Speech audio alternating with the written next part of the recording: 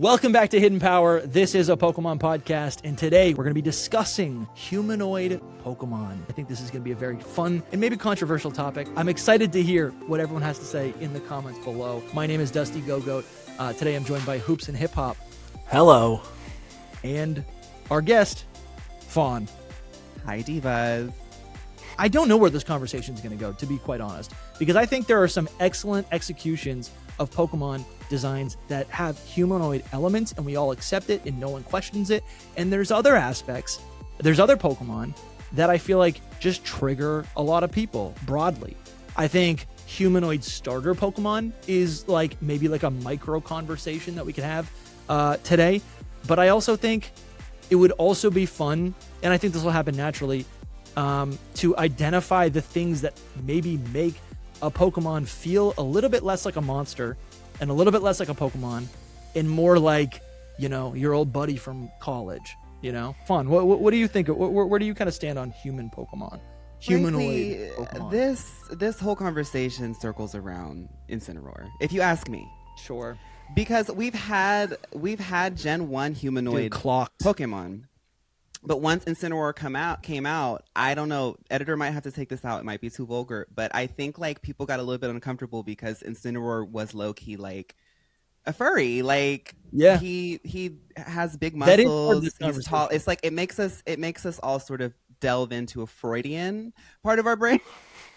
And I think that's what it all circles around, because before and after Incineroar there have been many humanoid Pokemon, but we always are like so wishy-washy about the topic ever since Incineroar came into the conversation.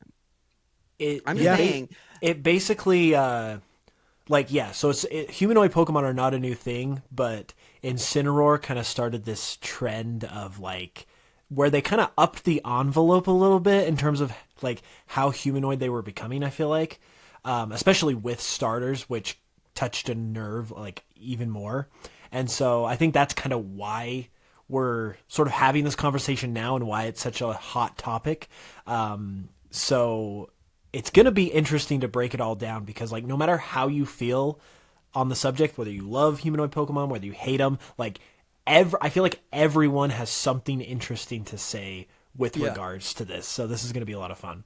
Yeah. I think it's interesting you brought up that I didn't think about the fact that it was a starter, but it is. Like, you started out with Litten, which is this cute little cat. And like, I'm just imagining, like, I don't do fire starters, so I can't relate. But it's like, I got this cat and he turned into a man. And like, that's fine, but it's just, it's a bit off-putting for some people. I like Incineroar, but yeah. Incineroar has grown on me, and I think a lot of people like Incineroar now because specifically, I'll just call him out straight up. It's because of Wolf Click. People like Incineroar now. But to be honest, if I got to go down memory lane, I really think Incineroar became, I think it's all three of the Generation 7 starters. That maybe was the first time that each of them felt like they were, I guess, furries. Is that even, I guess I'm not trying to hate on anyone, if I got to be quite honest.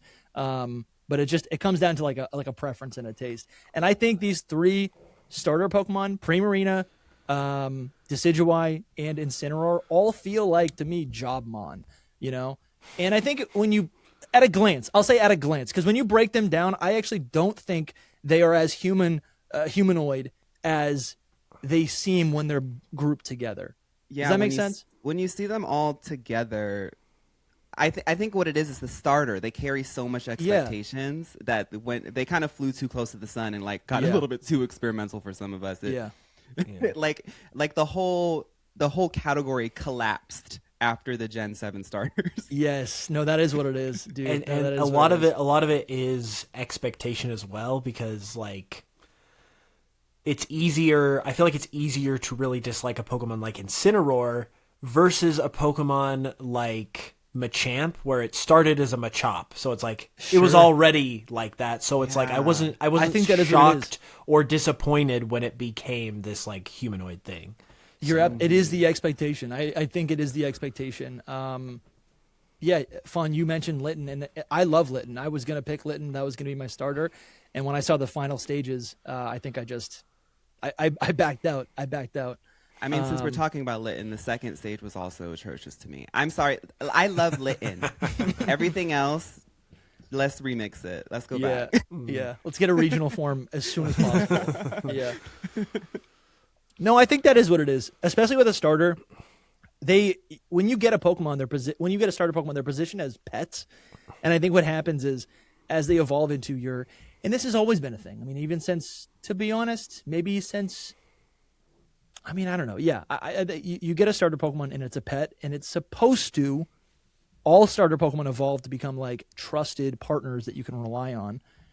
But I think it gets weird when they start looking a little bit too, I don't know. It's not even, because it does come down to a preference, and I guarantee we will be having comments right now of people saying they could care less and it doesn't bother them at all. But I don't know. For me, I don't know. I think Incineroar is weird. I think that a lot of these. I think Inteleon is weird. I think Cinderace is weird.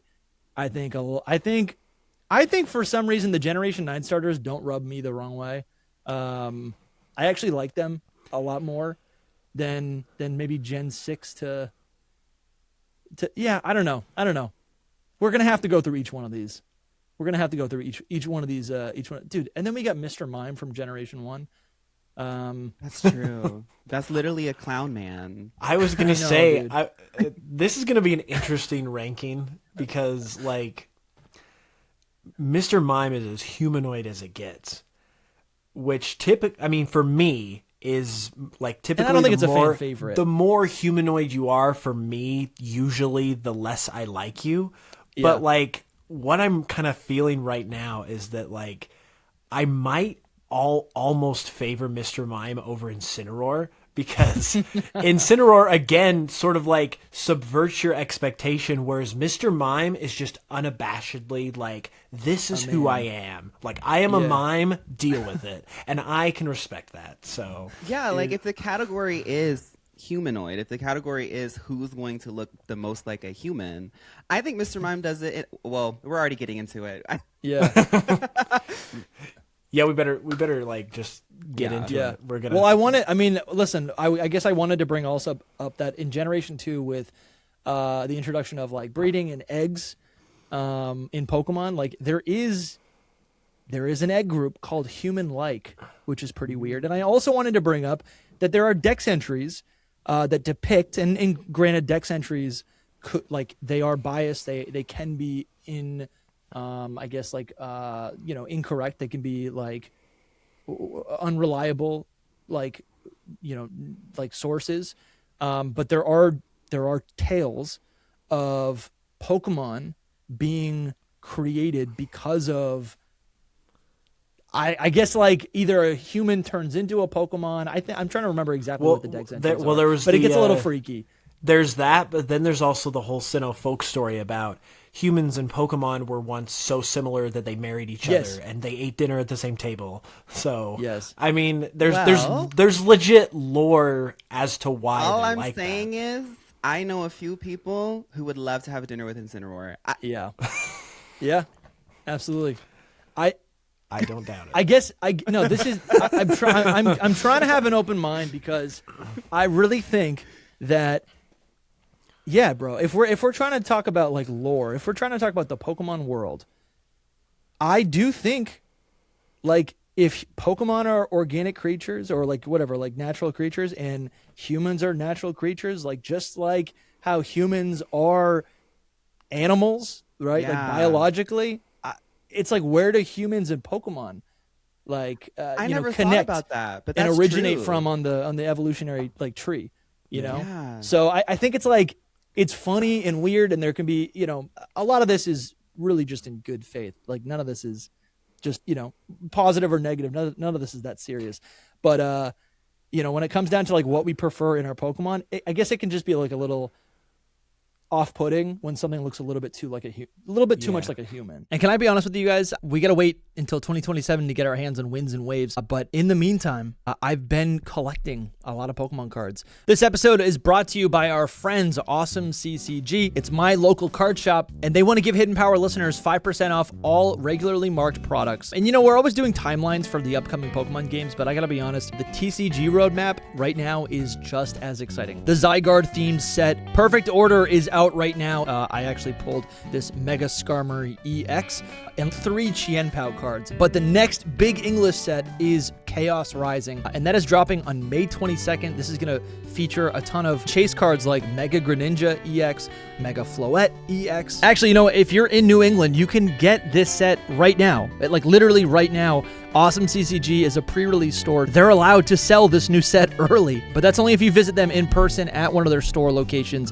in either New Hampshire or Massachusetts. And the next English set is Pitch Black, which releases July 17th. And this is going to have to do with Mega Darkrai. But if you don't want to wait until July, guess what? The Japanese set, Abyss Eye, is also releasing on May 22nd, and you can get all those same cards that are going to be featured in Pitch Black 2 months early. This is an illustration rare Metang card. Never thought I'd be saying Metang is one of the coolest, but this is a Japanese card, and it's just as beautiful as any English set. And later in the year, there's actually been rumors of a new trademark, Storm Emeralda, and this is probably going to feature Mega Dimension Pokemon, including Mega Rayquaza, Mega Groudon, Mega Kyogre. These cards are going to be so sick. And of course, we're also going to be getting the 30th anniversary celebration set. Every single one of these sets are going to be available at Awesome CCG in store or online, and they want to hook you up. Hidden Power listeners get 5% off all regularly marked products when you use the code Hidden Power at checkout. We have links in the description. Go support them. These people are real Pokemon fans, and they support the podcast. Pokemon cards are for everyone, and Awesome CCG makes it so easy to pick up some products and start opening cards. A huge thanks to Awesome CCG for sponsoring today's episode. It's just, I think it's that's just what like, it comes down to. it's basically just context, because it's like, again, Pokemon are framed as your pets, so they're framed very much like a dog or a horse or something like that that's like your companion. And so it gets a little like uncanny valley when, again, to use Incineroar as an example, it goes from Litten, this little cat that like maybe hops up on your bed and sleeps with you at night, and now Incineroar is here all of a sudden, and it's like, I don't want you in my bed, Incineroar. I don't want to sleep with you. I want to have my Litten back, my little cat friend. Dude, I do sleep with my dogs every night. Yeah. But it becomes harder to do that if it's like this giant like a muscle man. Like a 6'5" man. Yeah. It becomes Oh different. Like, yeah, it changes. Like I guess regardless of whether you like it or don't like it, it literally fundamentally changes what the Pokemon is. And so it's in like all honesty, I like the concept art. Sorry. Oh no, the concept art is really good. Yeah, it is good. I do like the concept art. Oh yeah, for sure. Because you can see, it's being like personified as an actual Pokemon. I don't know. A lot of this is going to come down to personal opinion. The way I'm gonna rank it, just to like put it out there, is I think I'm gonna look at these like, how well do they pull off the humanoid like genre? Because the way I've kind of looked at humanoid Pokemon, and I think is kind of like my barometer for them, is that it's such a risky type of Pokemon to do, because there's so many that just kind of go off the rails and are like too humanoid. So the way I look at it is like, there's this very fine line, and if you are able to walk the line, then like that, those Pokemon that do that are actually really good, and they're really well made, and like, I love them, basically. But I gotta be honest, I love this art of Incineroar, and I know we're using it as a subject, but I kind of like Incineroar. It's actually, I do like Incineroar. And now that we're looking at it, I'm like, I think he's a cool Pokemon. He's got energy. Yeah, no, 100%. Yeah. I think for me, I think I'm gonna agree with that. I would like to like really consider how well they're executing the concept, because there are some humanoids that kind of rely on the fact that they're using a human silhouette, and then there's some that like really elevate it. But to me, I guess because I'm so into like drag and cosplay, a humanoid Pokemon is probably one of the easiest to translate into like a drag look. And I think like a humanoid Pokemon that has a lot of design elements that are elevated, I think naturally make them more likable because they're visually very appealing. Like I'm looking at the list and I'm like, there are some that just marked it, but there are some that I could definitely see people falling in love with because the hair or the pose or the it's not clothes, but like what looks like clothes, you know? Yeah.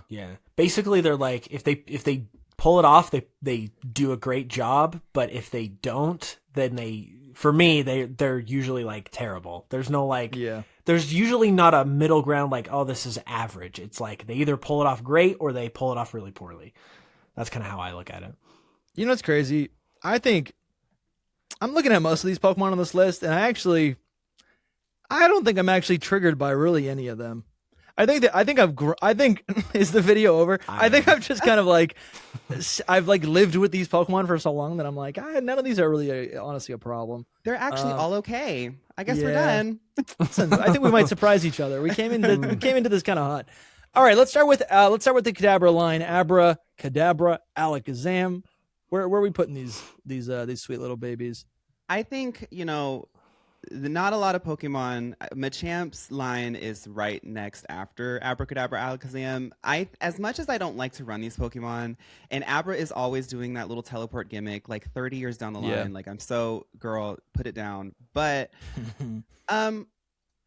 I feel like these Pokemon have always been really compelling. I think what's really cool about it is if you're going to do a humanoid concept, I appreciate that you can see them growing over time. It starts from like a baby to like a little bit more of an in the middle, maybe they're in their 20s. And then like Alakazam is just like a fully fledged out like psychic master. And then the Mega. Oh God, get into the Mega. Mega's insane. I'll be real though. If we're talking about the category being humanoid, I feel like they stand upright and they're bipedal, but Abra is the most human looking to me as a baby. The other two start turning into like esoteric alien beings to me. 100%. I 100% agree. Its head is massive. It's like a star, but it has like fox elements. I think it gets put into this category. I mean, its feet are massive. It's almost got this like armor, like an armadillo would have like a leathery skin. I think honestly, Alakazam looks a little bit like a reptile, but I think it gets put into this category because of the mustache, which a younger version of myself would say it's a man. I can't get past the mustache, but I think the truth is, I mean, I don't know, like you look at a turkey, turkeys have mustache or like, they got things that could be interpreted as facial hair. Like animals have hair, it's not, it doesn't make it a human. I'm with you. This is like an alien. This is like a Star Wars creature. It is. It's kind of funny you say Abra is the one you think looks the most human, because I was thinking the opposite. I think Abra does not feel humanoid to me, but then Kadabra and Alakazam start to bring in some of that because they stand upright. They obviously have the facial hair, and then they're also holding their spoons, which brings in a whole new level of dexterity. True, yeah. So these guys are very fringe to me, like that. Like they can be on the list, but I don't really feel like I don't look at them and think, "Oh, this is a humanoid Pokemon." It's kind of like Kadabra has the They both have tails. I forgot. Yeah. Right. They're like geckos. Looking at how they carry themselves throughout all the sprites and stuff and their animations, I do think that they do have a humanoid feeling to them. Like I'm thinking if I was in the world of Pokemon, I do think that Alakazam wouldn't like communicate with you the same way that like a Boltund would, I feel like an Alakazam would be able to level with you on a conscious level, which does give it a human feel, but I still return to the fact that it doesn't look human. I would say, to me personally, I would say that the mustache motif does give human. It's sitting like a baby to me does give human, and that's about it. I would say that it's like in middle of the road, like probably B or C. Yeah, I'm realizing it's not humanoid. I'm realizing that we might even need to change up these tiers a little bit, because it's like, what does this even mean? Is this just like, is S tier like you love it as a design, or is S tier? I think, and like Fawn can, it's a, yeah.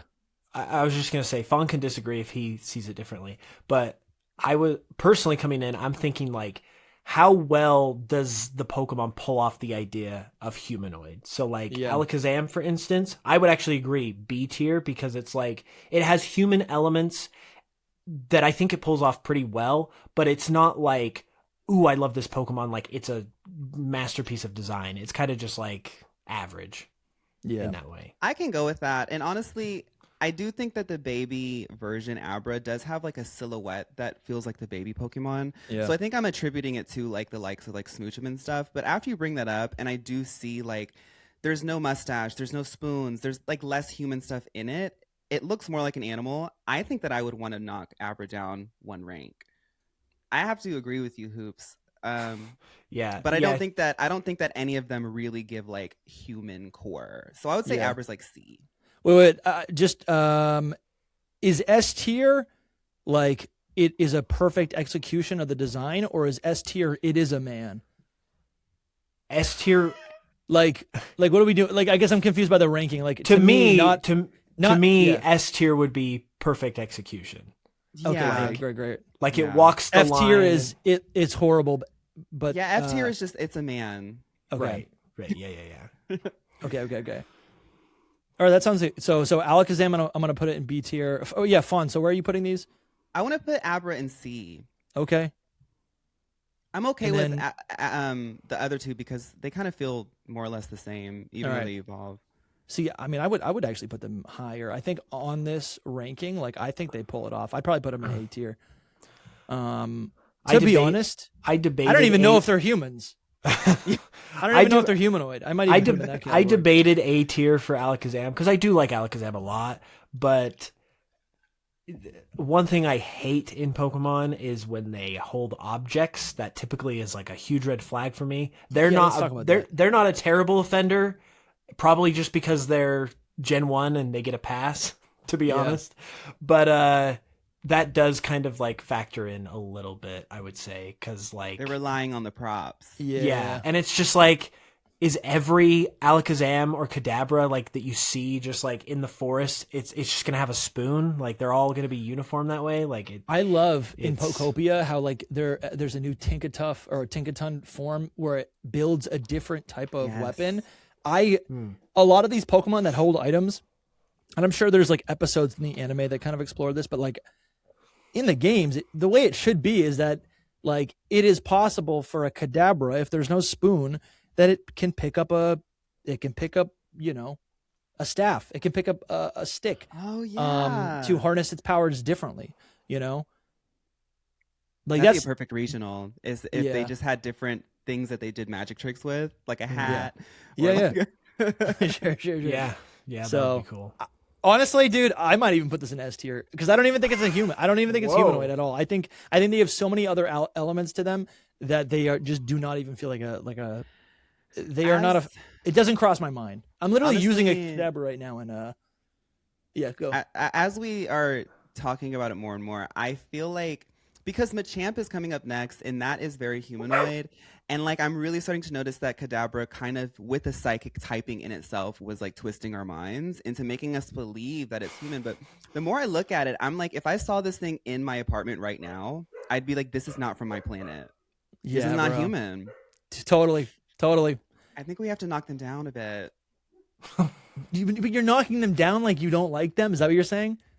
I'm knocking them down because I don't think that they're executing the concept of being humanoid. Like if the category is humanoid, I feel like the design elements, they benefit from some human aspects, but it's not humanoid to me anymore. Damn, listen, I'm getting all confused because I'm like, to me, the fact that they're not humanoid is a good thing. They have human elements, but they're not. But they're not human. Like they're true Pokemon. Okay, if we're going to say how cool they are in the category of humanoid, then I'll keep them here. I can keep it there. All right, Machop is next. I love these guys. And listen, they're wearing clothing. They have a belt. They're yoked. Also, Machoke has a great shiny. Machoke is so underrated. It's so good. The blue and green. I had somebody somebody was like, Fawn, I need, because like as creators, I'm like the only Pokemon person that somebody knows. So I got a DM on Instagram being like, could you please help me get my shiny Machamp? And I saw it and I was like, oh, that's actually kind of fun. This big green guy. Yeah. It is green, but I think I love what does it have? Like blue muscle rips or whatever. Oh, it's so cool. Oh yeah, right here. Oh, dude, the Gen 2 sprite is crazy. But where would you put these? Yeah, it would be pretty good. Oh, you're right. They have like the actual the Machop stripes. I think a lot of this is just a man. Like, I think Machamp, the second and first evolution, they just feel like a man to me. Yeah. But I do think Machamp is kind of fun. That elevates it to like bodybuilder, wrestler, like camp factor. It just really, I love that. Yeah, so that was much. crazy. I love that so much. Pokemon Cafe remix just puts him in. He becomes just like a service worker. I personally think that stage 1 and 2 are just a man, but stage 3 for the humanoid category, like I never run Machamp, but I think that he's one of the coolest. And like the Gigantamax version, and like he had some cool cards too. Yes, I'd put him in like A. I don't think that he's like super super cool, but I think that he's like a really sophisticated like Slay. Yeah. I guess for me, I never really see, at least Machoke, or Machop and Machoke. They have this like reptile face, this like lizard dragon face that has prevented it from feeling like an actual humanoid to me. Like you can see it has a snout, it's got the teeth. And then the fan theory is that like when it gets traded with like the fan theory is that like the two trade evolution Pokemon, Graveler and Machoke, when they're traded, they basically trade their faces because Golem ends up with this like lizard face, and also Graveler's like additional pair of arms are lost in evolution but then get added to Machamp. That's just like a fun theory, but like to me, none of these really feel humanoid in like a derogatory way, you know? Like it's not like they don't feel they totally bypass the uncanny valley for me. And to me, they always feel like monsters. Yeah. For me, it's like, I feel like if they were introduced now, I would be a little more critical. So I do think there's a little bit of Gen 1 bias there for me. Sure. But I pretty much feel the same way as you guys. I think Machoke, there's just something about them. It could be the lizard stuff. It could just be like just how they are portrayed, but there is something about them that just feels better than other humanoid Pokemon. So I think I would put Machoke and Machop in B, and then I'm tempted to put Machamp in A because I do like Machamp a lot. I agree with Hoops. Yeah. It's tough. I'm like, it's either top of B or bottom of A for me, but yeah. I think Machop I might put in like B or C. Machop's kind of just has nothing going on for it, but also it is a first stage, which is so it's like kind of fine. Right. But yeah. So with these, like this. Yeah, I think B for them. I think like when it comes to Gen 1, we kind of touched on it, but like it's kind of like a legacy Pokemon. Like I think that's a truth that you have to bring up for this line. And I think that they retain the legacy well, what with the Gigantamax. Yeah. I do not resonate with this aesthetic of Pokemon at all. I never run these, but I still think that this line is done really well. I totally agree. I think I also forgot that Machop has a tail. Oh, that's cute. That is awesome. Like it's a lizard. He's a lizard. It's like, I don't know what it is. They just kind of have this inexplicable quality where like even Machop, like that is like clearly a kid, but you look at its like face and it's like it has this sort of just unique kind of feel to it to where it still does kind of feel like a monster. So it's part of it is definitely like Gen 1 nostalgia, but I think it definitely pulls it off better than a lot of other Pokemon. You know, I'm noticing that like I feel like its tail, I feel like they've slowly retconned the tail. Even in a lot of the sprites, you can't even see the tail. In Black 2 and White 2, here's the sprite right here. There's no tail. I don't know if you guys just can like see with that. Pikachu, every generation they change them a little bit. They put her under the knife. They keep changing her. Skinnier, fatter, less tail, more tail. It's like look at it in Let's Go Pikachu and Eevee or in Sword and Shield. You can't see the tail from the front. It is there. Right. It's always been there. I think I mostly interacted with Machop in Gen 3 with Ruby and Sapphire, and you can see the tail. So, and you know what? Today we're going to tell Machop, we love you with your tail. Don't ever feel like you have to hide it, Machop. Someone's got to make Hoops get on this. We need a split evolution where it like maintains the tail. It stays as a lizard. That would All be right. cool. Like it That would becomes be more sick. lizard-like instead of human. Yeah, so sick. Gengar somehow on this list, and I gotta say right here, not a humanoid at all. Not Yeah. humanoid. It's not a humanoid. Yeah. Yeah. An Other than icon, but you are not a. Why are No. you here? Never. yeah. Yeah. Other than standing on 2 legs, I don't even know why it's here. Like, Which it's not he doesn't a even human. use all the time. No. Right. And that's He's just a giant important- face. That is an important distinction. Just because a Pokemon is like bipedal, that does not mean necessarily that they're humanoid. Because, Sure. Like if you could look at other things, and there's other stuff that stands on 2 legs, and it's like birds. Like they're clearly not humanoid. So it's got to have more of a form factor, I think, than Gengar does. And Gengar, great Pokemon, like you said, it's an icon, but it's just not human. No, bro. It shouldn't even be on this list. Shame to the person who made this. Just kidding. Thank you for making the list. Hypno is next, and Hypno definitely is. I think it kind of falls. I'm noticing it's another. Hypno is another Gen 1 Psychic Yellow type Pokemon with a metal human object. This time, instead of the spoons for kinesis or whatever, it does like the hypnosis, Right. which is kind of cool. But it does have that humanoid at like it's got that vibe. Yeah. It basically went from this thing that I think is like based like Drowsy's, I think kind of looks like a tapir is kind of what it is. It's like related to like an elephant, and it has this trunk, and it kind of loses that in evolution, which I guess is kind of nice on one hand because it's cool that like it helps Drowsy feel, you know, kind of have its own unique identity. But all of that is lost with Hypno for some reason. It even loses like the mud that is like on its body, you know. And now it's got 5 fingers. It's got, I don't know, man. This looks like a human, kind of a cat too, I guess, with the ears. This one's difficult for me because I will say from the jump, Hypno is just a man. Literally, Like he literally turned into a man. His Dex entry is a little bit strange. I don't get too much into Dex entries, but every time I bring up Hypno, people are like, "Oh, he's weird," and he does kind of look like a little bit of a freak. But I do like funky Pokemon. I just have to say, the shiny Hypno is the reason why I have difficulty with this because I want to rank it higher because it's bright pink with a fur collar. Psychic type. It's just like that's such a fun look. That's true. Yeah. It's I don't know, man. I don't know. I feel like it needs, like you said, you like a funky Pokemon. I can get on board with that, but it's like to me, it's not like a fun funky. You know, there's nothing fun about this. There's nothing that's I have to give flowers to the pink, I guess, is all I just had to get that out of my system. Dude, I do see it. Like I know what you're saying. Yeah, like it's a solid shiny for sure. This one is kind of interesting because to your point, like when you think of Hypno, you think like weird, creepy. You even think like kidnapper because that like its reputation is literally stealing little children away.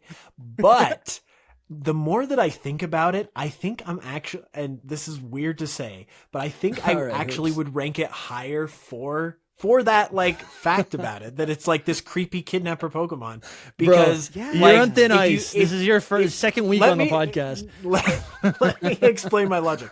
So if you take that away and it's just this psychic type like average Pokemon, then it is kind of just like it's just a man. Like it doesn't have anything going for it other than being this lesser Alakazam that is just kind of forgettable. But the fact they gave it this backstory that's actually like in the games, because like Fire Red Leaf Green, there's this side quest where Hypno literally steals a little girl and you have to go find her. Like I think that's just like, even if it's creepy, it's a cool thing for a Pokemon to like have as like a backstory. Yeah. And it makes Hypno more memorable. Like it's literally the reason why we're talking about it. And then for the design factor, very humanoid for sure. Very. And again, you could chalk this up to Gen 1 nostalgia, but there's just something about this that it is not like as offensive to me as something like Sawk and Throh or Incineroar, to mention it again. Like it feels ever so slightly still like a monster to where I don't like hate it. Yeah. And for the backstory, again, I think I would actually put this in B tier.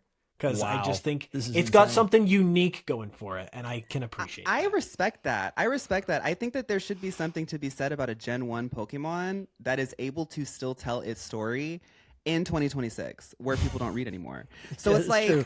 there's a lot. I think it has a reputation that, I mean, outside of how funky and strange and scary it is, that's still a reputation. It still tells a story, and it honestly, we don't get a lot of Pokemon that are freaks like Hypno anymore. Bro, like that's there's true. also that too. Well, no, there are some freaks. Oh, I kind of want to pull up the list now. There are a lot of weird Gen 9 next Pokemon. episode, freakiest Pokemon. Yeah, the freakiest Pokemon. Damn, you guys are making me appreciate Hypno. I guess I do like- kind of see it. But like, the think fur about it, collar because- is actually kind of random. Like, Yeah. we don't see that in any other Pokemon. It's like unique. Well, it doesn't just have a mouth. interesting. It doesn't. You're right.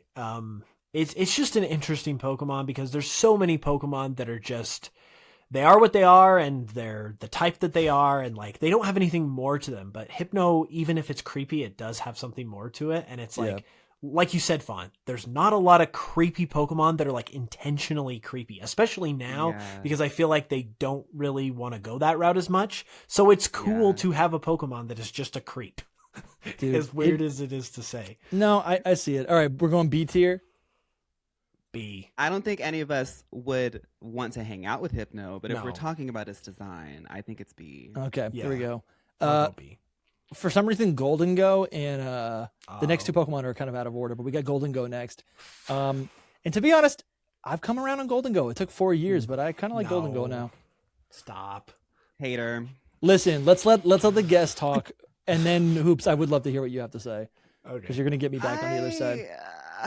Gholdengo just feels okay. I don't want to be too harsh. How do I say this? It's like how many Gholdengo is like so payola to me. It's like they gave it a side quest, they gave it a special Sure. form, they gave it super strong It's an industry abilities. plant. It's an industry plant. He skateboards. He's in the anime. It's just like, okay, this is giving Lucario to me. It's like you made this Pokemon to be marketable, and it is. But I guess because of that, my standards are higher. Because I think if we're going to talk about the payola, the industry plant type of moment, I think Lucario told the story better. I think Lucario used those resources better. Gholdengo is just there and is famous because it's famous. And that's how I feel about it. Honestly, I kind of love. The more I look at it, I'm like, actually, this is great. It's not even that I particularly like Gholdengo, but I like the fact that this is weird, and it, like, in terms of okay, all of the shill Pokemon are the same category. It's Lucario. It is, it is Zero or what is it? Yeah, Zoroark. It's Greninja, and this guy is just a freak. Like, talk about freaky Pokemon. I think I kind of love this dude. His eyes are gold, and this is number 1,000. Like, this is the Pokemon to represent 1,000, and it has a whole motif. Like you're saying, I kind of love this dude in concept, in theory. It's pretty cool. Actually, now that you line up all the Payola ones, because I do talk about the Payola ones, and I love to rag on them for fun. For sure. Fun. They're Honestly, all edgelords. Gholdengo does break that cycle. Yeah. And I think that there should be something to be said about that. I mean, I see the pictures. It's really charming. I think what it is I get very strict when I can tell that the company is like really backing you. I'm like, okay, what are you going to do with it? Right. Greasy I'm more Abrams. receptive. Just kidding. I'm gonna be the harsh one here. I think Gholdengo is an F tier. Wow. because Okay. Here we go. It's a string cheese man. Like it's just a man. First off, It is okay. To talk about yes. humanoid, it's just a man. To respect the show, it is just a man. Then it is it's just a man. It's the string cheese mascot, like to a T. That will never be able to be unseen. And then to your point, Dusty, it is Pokemon 1000. Like going into Gen 9, I knew that we were going to get 1,000th Pokemon. And I was like, that is so cool. They need to do something so special. Like that would be so great. And to their credit, they did do something special with the whole like collecting 1,000 coins, and they did make it a more special Pokemon. But this is really the best you could come up with design wise for a 1,000th Pokemon, like something you could only do one time. Like I guess it it's was money. Everyone likes money. Well, it could be money. I don't have a problem with it being money. I just have a problem with it being like basically just a person. Like it nothing. Dude, but about I don't. it. I guess I don't see that because I look at this like wishy-washy. It's literally wearing it's not- like a fanny pack. Like it has a little fanny pack, But it's and the it chest. surfs on it. It's the chest, dude. And honestly, like a lot of the shape, like a lot of the like the shapes that are used on this are round, but like kind of in a weird way. And I didn't appreciate that, but I've come around to it because it's made of coins, so it has to be round, you know. But I look at this like wishy-washy, like you know how like the schooling form is this like monstrosity, this like creature of the ocean. Like, yes, this is not a legendary creature of the ocean, but it is. It's like made up of a bunch of different things. I don't know. I don't know. You should go back to the tier like 'em list a really lot. quick. Go back Sure. to the tier list really quick. Because I want to look at these other humanoid people. Sure. And if Gholdengo design-wise, appearance-wise, looked something more like, I don't know, I'm just going to pick something, like Gallade or Blaziken or even like Zeraora. I don't even know if Zeraora is a humanoid, but like it's not so much the fact that it like is a coin Pokemon. Like I don't care about that. I just care about the form factor, and yeah, it's a little goofy. it just does not do it for me. Like it could have been something a little more like these other guys and been fine. Yeah. But yeah, it's just a string cheese guy. So But I guess what I'm saying is like looking back, I don't know if it really should be the cool edgy one because I haven't liked a lot of those that they've put out. What do you think, Fawn? I think heavy is the head that wears the crown. I think it's really valid to bring up the fact that Gholdengo does break up that pattern of like edgelord payola Pokemon. Yeah. But I also have to agree that it is a string cheese man. I think what it is that Gholdengo is just a dude. Like he's really like a really cool dude. Yeah. So I think that like we can't necessarily take that away from him. I think Gholdengo is really cool. I mean, his Japanese name is Surfugo. Yeah, that's kind of sick. He's a surfer guy. He's like a chill, awesome guy. Dude, they gave him Steel Ghost type. They gave him a busted ability. Like they really did just like want him to be great. I think the fact that they wanted him to be great and really ham-fisted that makes me take points away. And I feel like that's that's true. Yeah. And it goes back to our discussion earlier where we were talking about how, well, maybe this was in the Secret Power episode, but we were talking about how there's all this pressure on Pokemon designers to like put out Pokemon. And once they do it, it's permanent. So there's probably a lot of pressure on these designers when they're designing the Pokemon. And it's like, they gave it this special evolution method. They gave it this cool typing. They gave it this cool ability. And it's like, you looked at all that stuff and then paired it with the design, and you know this is going to be a big Pokemon. It's going to be a big deal. So you've got all of that kind of running through your head, and you look at this design and you're like, yeah, that cooks. Like that, people will like this. Like you can't tell me there wasn't like some kind of, I mean, maybe they really liked it for some reason. I don't know. But I feel like for all of the expectation and the hype that this Pokemon's role kind of carries with it, it just doesn't meet that expectation. Dude, it's like the starter thing. If this was just a random Pokemon, if this was number 921, I think people would like it more. I also think we need to talk about the fact, like, it might just be too soon. Give it 20 years, and we might come around to Gholdengo because, me personally, I think a lot of people expected Gimmighoul, the chest, to turn into like a proper scary, ugly RPG mimic, and expectations, and then he became a surfer bro, and that's not an RPG trope, right? I think that's part of this as well. I'm just trying to acknowledge that a little bit, and that's why I'm like, yes, honestly, he is a man. So we could put him unfair. I think it would be unfair to say to put him in the lowest rank. I honestly think he's like FD tier. Like, whoa, okay. Listen, I'll honor it. You're the guest. I'm fine with D, but yeah, D. We'll do D. I think low. he does. Yeah, D. Yeah, sounds good. I'm actually now. I'm like thinking. I'm like, you know what? I need to make a monster, a new split evolution for my Legends Galar concept, because that would go so hard. All right, now we've got another Generation 9. I love this Pokemon so much. This is like, I love this one. This is edgelord stuff that I just love it so much. This is Ahsoka. This is a Jedi, right? This is what is it called? Iron Valiant is the next Pokemon. I really love this Pokemon. I like the shiny too. The shiny is specifically my shiny hunter in Scarlet and Violet. Yeah. Because it has the perfect kit for getting shinies easy. What I like about this is, like, I do agree there is an edgelord element to it, but what I like is the layers of like design reference in this. I feel like if you aren't a super fan, you might not see how self-referential it is. But as a queer person and a girly pop who has loved this franchise for so long, Gardevoir and Gallade have always had this story for me and many people in my community of being a very gendered approach. Like the design elements are very gendered, like princess in the night and stuff like that. What I like about Iron Valiant is that they mix them both together. And even though it is edgy, it has like a feminine element that I haven't seen before for the edgy one. Like it looks like a princess knight. And I like that. Yeah, no, that is cool. It reminds me of like a lot of this is a weird take, but like it reminds me a lot of the princesses on like like an Adventure Time. It reminds me of Arwen, you know, in the Lord of the Rings. Yeah. It's awesome. It's great. Well, hoops.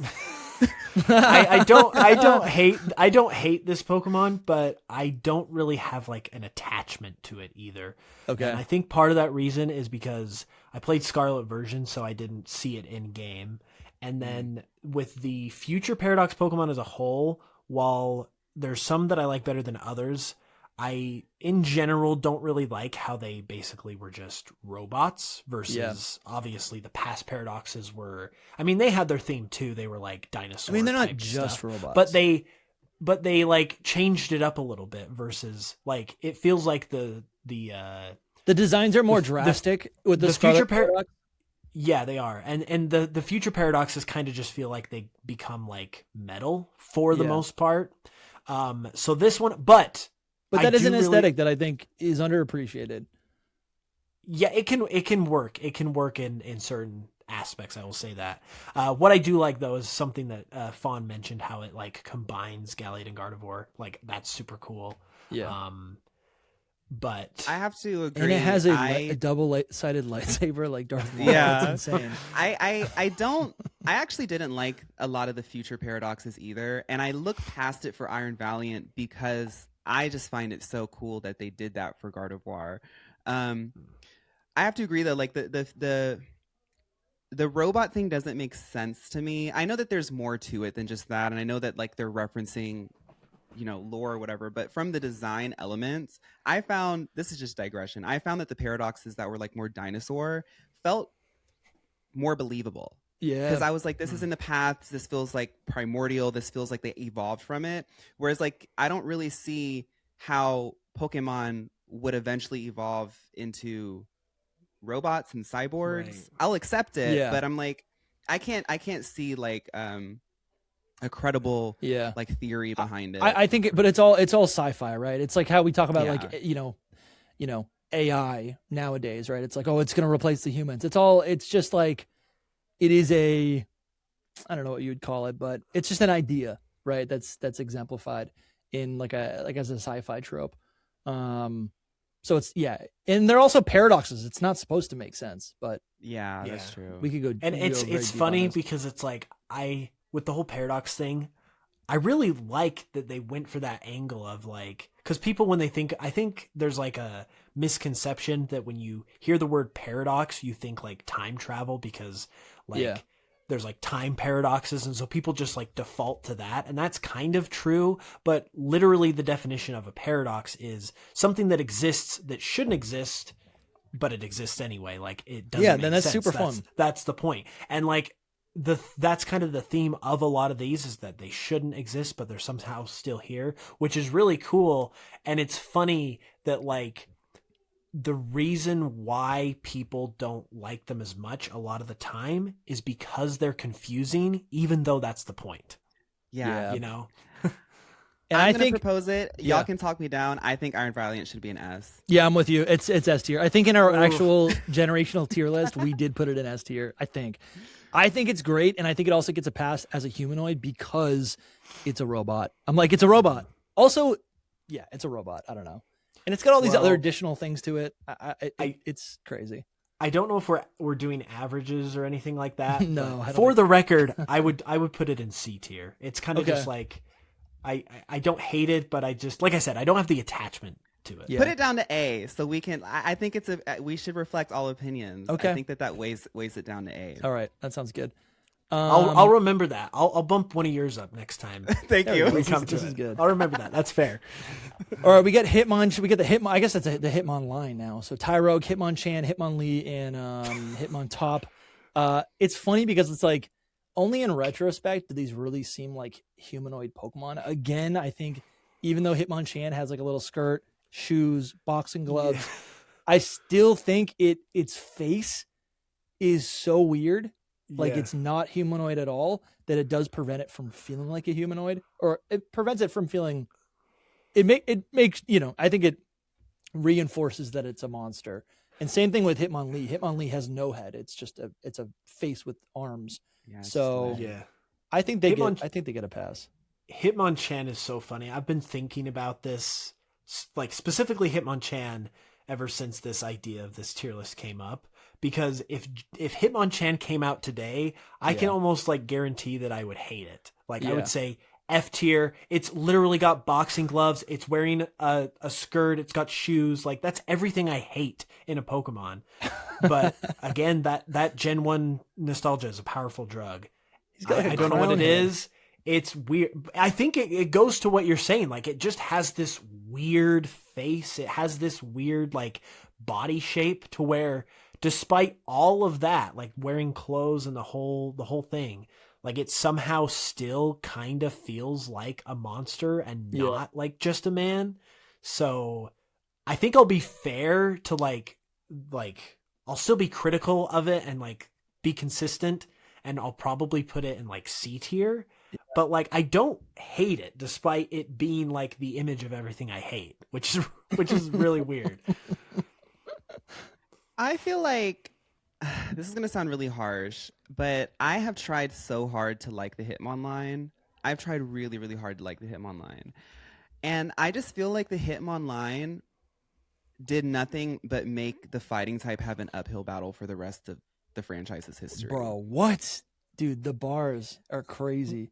What do you mean? I mean, I think like what it is like we are talking about legacy, but for some reason, and we are just literally talking about X Factor at this point, the aura that they exude. Yeah. I think the fighting type category was already monopolized by Machamp. So it's just like I find them interesting, but I think Hitmonlee is the best one of them all. Yeah. The others I just forget about. And I really like Hitmonchan for literally all the reasons why Hoops doesn't like Hitmonchan. I love the skirt. I love the gloves. I love the shoes. I think that they all look so cute, and the silhouette is so cute. But I just find them over time, they've just stayed the same note, boring. And Hitmonlee is just cool because I think that it has a fiercer look in its eyes. Yeah. And that's about it. Hitmonlee truly is a monster. Like I just pulled up this image right here from the manga where it's like it literally can extend its. This is giving Alien. Like it can extend its arms, forever. That's cool. It's like crazy. A human. Right, that's cool. Like there's humans can't do this. Yeah. I would say as far as like humanoid goes, Hitmonlee definitely pulls it off better to me because it absolutely is still a monster, but it's got that human, like it's got the humanoid form factor. So I think it does a really good job of blending the two. And then did we have are we talking about Tyrogue and? Yeah, I think we can. Hitmontop? I think like Tyrogue is in the baby category, and I know we're talking about humanoid Pokemon, but we already have a baby Pokemon in here that's better. Like I find the Hitmons to be kind of boring. I think Tyrogue is so cool. When I first saw it in Gen 2, I was like, this is awesome. This is like it's so weird. I'm gonna be he's just a little tyke. I'm going to be a total hypocrite right now because he's got the shoes. He's got the pants. He's got all the stuff that Hitmonchan does. But I really like Tyrogue. Like I would put him in like A tier. And it's like it's probably no other reason than just like, again, it's like you see this Pokemon in the game for the first time and you're like, whoa, that's cool. And that just sticks with you forever. It's just like your gut reaction. And And that's and really... also having a baby Pokemon that can go so many different ways is actually kind of cool too. Bro, yeah. Yeah, absolutely. Yeah. Like the whole stat evolution line, like that, like the way it was introduced was cool because it was a pre-evolution to two Pokemon that were like, they so were cool. related, but they weren't even like connected together as like an evolutionary line. So it made them kind of like a family, which was really cool. Yeah. And then it also like Hitmontop is a different thing, but it also like got introduced along with a new evolution that stood beside all of them. So like the whole concept of them was just really, really cool. And so I guess for me, that just kind of gets lumped on to Tyrogue a little bit. Dude, I'll I let love y'all's those. opinions weigh this one because I'm so like anti-Hitmon. I will say that those points about Tyrogue are actually really cool because I really love baby Pokemon and I never really thought about how many options Tyrogue does have. That's just so fun to play with in your playthrough, I think. Yeah. Hitmontop, I kind of just hate him. I mean, I don't hate him. I just don't. I think it's okay. As a Poketuber, I hate that he feels so different in terms of a design from the other two, from the original two. Like he just seems way too, I guess, removed. And then it's like the spinning on the head thing is, I guess it does line up with Hitmon Lee being able to like extend his legs forever. I guess that is kind of cool. But the spinning on the head thing is just, I don't know. I think it's kind of stupid. It's silly.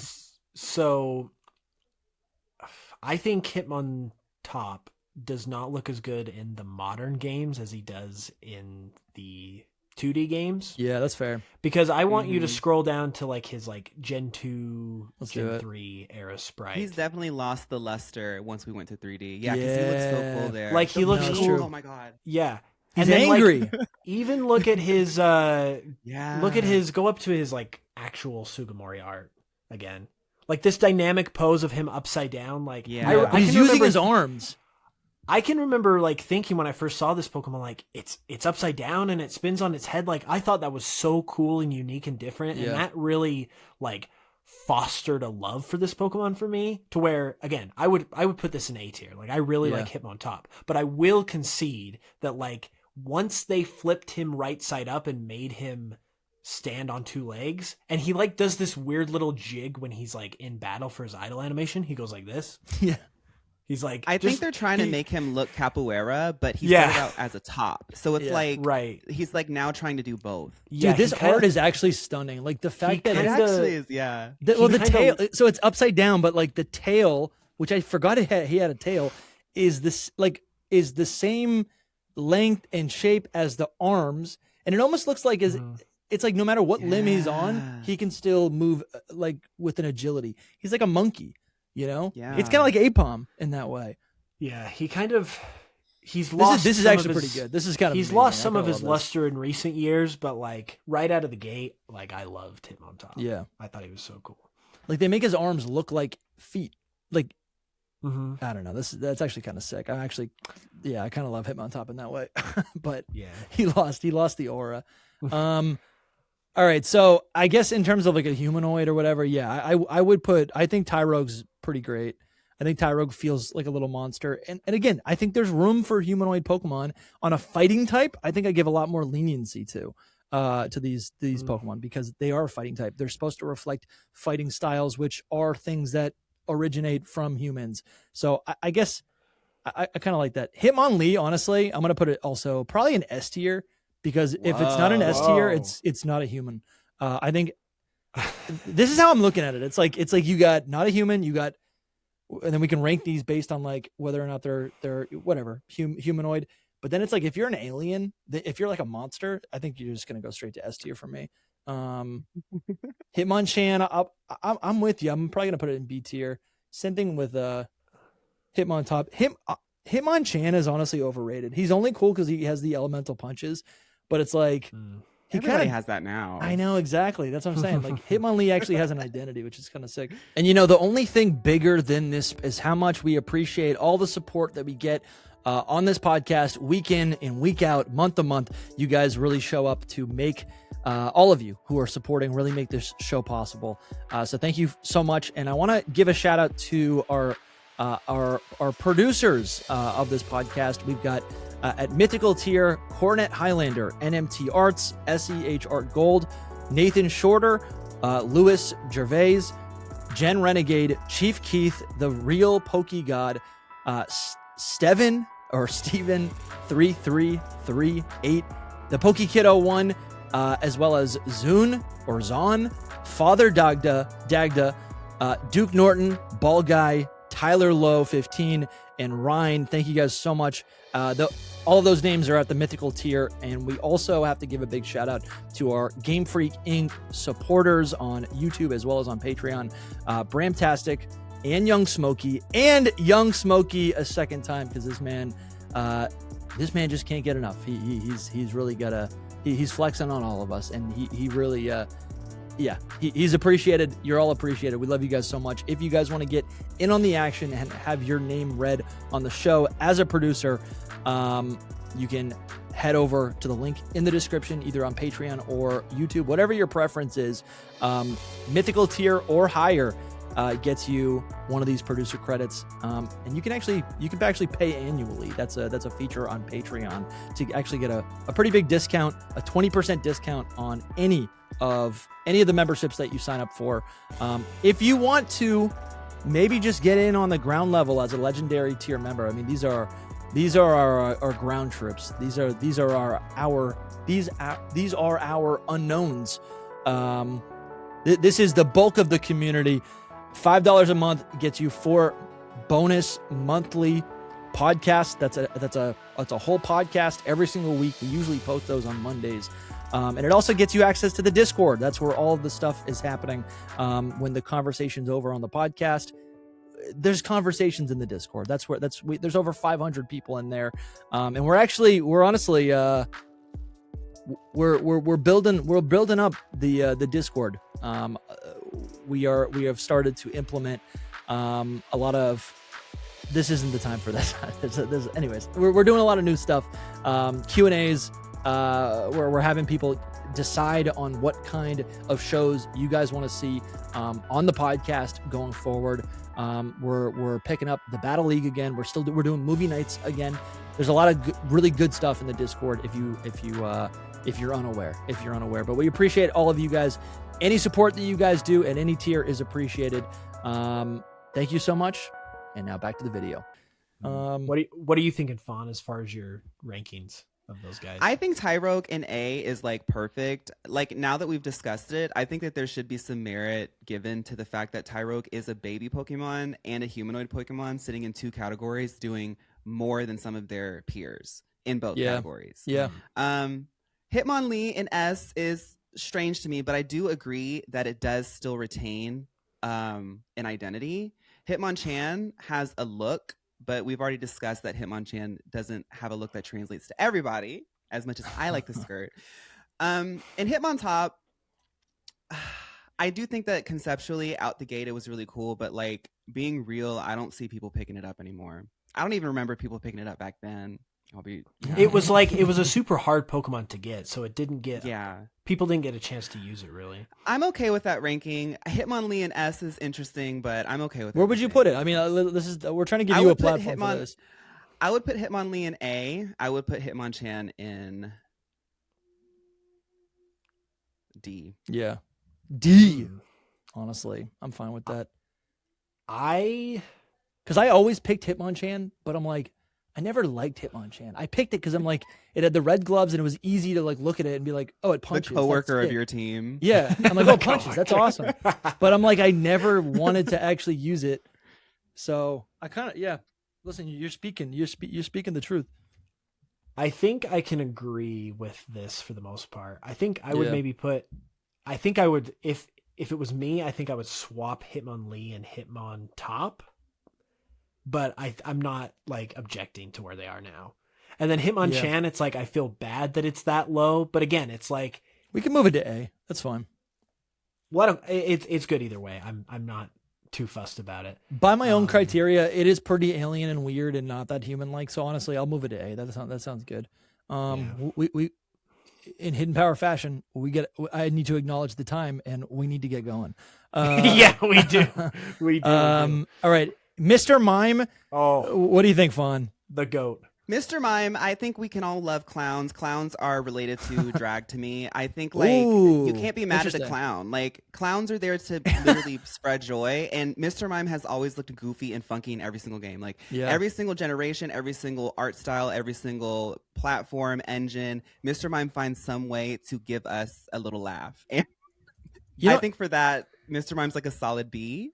Yeah. You know, I think he's actually kind of cute. And I think once he got the fairy type, I started to actually appreciate him a little bit more because I'm like, okay, there's all of a sudden I could see the additional layers of like, I don't know, like I always want to see Pokemon as like creatures living in habitats. Like I'm like, can this live in the wild? That is like one of my criteria for Him being a fairy adds this element of him looking like a mystical creature instead of like it's like a gnome, an actual. Yeah, like yeah. He's honestly, and then I think about that and I'm like, he's actually kind of cute. He's creepy, but he's kind of cute. The whole thing for me with Mr. Mime is the charm factor. Like he's goofy, he's funny, he's a little bit creepy. Like there's all these like personality traits that just make him an endearing Pokemon. That again, otherwise it's like he's just this creepy humanoid clown man. Like that's not something I would normally go for. So like just strictly off of like design, I would say probably like D tier, but like overall, like you've got to factor in the personality, and he has a great personality. So I wouldn't disagree with B either, especially because we put Hypno in B, and Mr. Mime is like kind of on Hypno's level in terms of like a little bit creepy, a little bit weird. So like we can do that. B is fine for me. B's fine. We can do that. What about the Galarian form? I didn't like it. I don't think anybody asked for it, and I honestly, there's something about it that I think is just like objectively ugly. Yeah. Yeah. I'm sorry. Like I just see, this is a good example of what we're talking about because Mr. Mime, the original one, gets like brownie points because it's got all that charm and stuff. But this one, it doesn't have that. Like it didn't get to like, it doesn't just get to have those same things that Mr. you don't get to established. do this. Like it has it has to earn the charm. Yeah. And to me it doesn't. And so all that's left with is its humanoid weird looking design, which is not it's good, hard to execute a concept with it. I think the typing and it like what it does, it's like I can see like a really strong concept, but it just like I can't ever find it melting into anything. It's just it's a standalone strange thing. Yeah. I guess I was kind of honing in on its nose, and it looks like it has a hole in its face. Like which kind of looks like what a skeleton or like a skull looks like, right? Like a frozen body in the Arctic tundra, like oh my god, kind of creepy. I also gotta say I do like that because its name is Mr. Mime. They gave it like a bow tie, like not a bow tie, but a tie, like a suit tie. With the ice crystal on the belly, and then all these circles. I'm like, it's like a snowman, you know, like Mr. Snowman, Frosty the Snowman. I'm seeing something here. I don't think it's a big bunch of nothing. I agree, but it's still a man. I would do C for it. I would say D. Like I'm gonna go C. I'm on. I think it's just kind of. Abra needs a friend. Yeah, that sounds good. You know, and then Mr. Rime is also on this list. What do we think about Mr. Rime? F. Yeah, I might be with you. It's like so it basically just kind of, again, it's like the same issue that Galarian Mr. Mime has, where it's like it's got this really weird humanoid factor clown vibe, but then it doesn't really have any of the charm of Mr. Mime. It's kind of this is just a man. And then dude, I this know is so weird that to look at. It's so weird. You guys, I love Mr. Rime. You do. You do. Whoa. Tell us about it, please. Whoa. Okay. I will agree. I think that we should knock it up from F to D because what we're talking about right now is where it's sitting in the Mr. Mime category. Yeah. Mr. Mime is still the best one out of all of them. And it honestly, as I played it, I was like, this is such a cool looking Pokemon if it had its own line. But like doing like Galarian Mr. Mime into Mr. Rime, it's like it doesn't make sense. It doesn't. It didn't make sense to me. I had to put it together, and I think it's really cool looking. But I'll agree. I think that that's my personal opinion. I think for the most part, I've seen that a lot of people either sleep on this one or like are actually averse to it. Like there's something in its design. Maybe it's the eyes. That, I think it's the smile on the belly. It's like there's this, like I think it actually. Yes. I guess I'm looking at this like it's a ghost. Like to me, it's like a demon pretending to be. It's almost like Mimikyu. Like the real smile is its belly, and like Parasect or yes, Bellybolt. And then the face is actually like it's dead. Actually, like it's been hypnotized. That's kind of how I'm looking. It's like a puppet. It's right, like it's a puppet. That's kind of. Yeah, I see it now. It has been brought up in past episodes of the podcast, and I did not even notice this until it was brought up in the podcast. But like that second face on the belly, to me, it looked just like markings. But it is actually, there's some like sentience to it, because if you look at different like depictions of it in like the trading card game or the anime, it actually makes different expressions. So this like second face on its stomach is like actually alive, but it's still this very human-like Pokemon. And to me, that kind of just ruins it even more, because it's like, what is going on here? You're like, dude, when it attacks from the belly, and the eyes on the belly have like angry eyes, while its actual head is like expressionless. This kind of makes me like. I never thought about this, but like that's actually really horrific, because people are already pretty scared of clowns. Yeah, and now they like made it. Oh yeah, it's like a parasite clown. I live for that concept, but I think that it really freaks people out. It actually but in this conversation, this actually kind of then makes me feel like it is not humanoid at all. Because the body itself, it's like a Mario character. It's a little ball with arms and legs. If you look at it like that, though, then we have to like consider the reality that this is like a husk of a man that was like taken over by some kind of demon that now lives in its belly, which is not an image I want to like entertain. Clip that. Yeah, that's insane. That is dude. Creepy and weird, and that's not so in a weird. good way. We need to investigate this. Oh my gosh. All right, I'm gonna say D. Let's put it at D, and let's just move on, and we'll reevaluate this later. All right, we got everyone's favorite, the beloved Jynx. What do you think, Fawn? I guess I'll talk about this. I think Smoochum is like one of the most iconic baby Pokemon of all time. I want her at least B or A. I don't think that she should be an S. I think Jynx has a torrid history, and she's trying her best. Her PR team works overtime. I think Jynx, like right now, I've noticed, especially in my sphere, people are really interested in Jynx having a new chapter. That mega that was leaked, like really woke people up. She was meant to be one of the icons for the GGTs, the girls' gays and the theys. Like she's supposed to. And I feel like even though this isn't even canon, we still hold this in our hearts. I feel like Jynx should be middle of the road. I just think from the way that she's received, and they kind of just, for many reasons, just dropped the ball on her. You can't really talk more about it, but still nobody forgets her, because she is like, she's the original like girl. Yeah. You know? I feel like my hunch is that everything that Jynx could have received was basically given to Frostlass. I think Frostlass was created instead of a new Jynx evolution, and then Frostlass got that then got a mega evolution.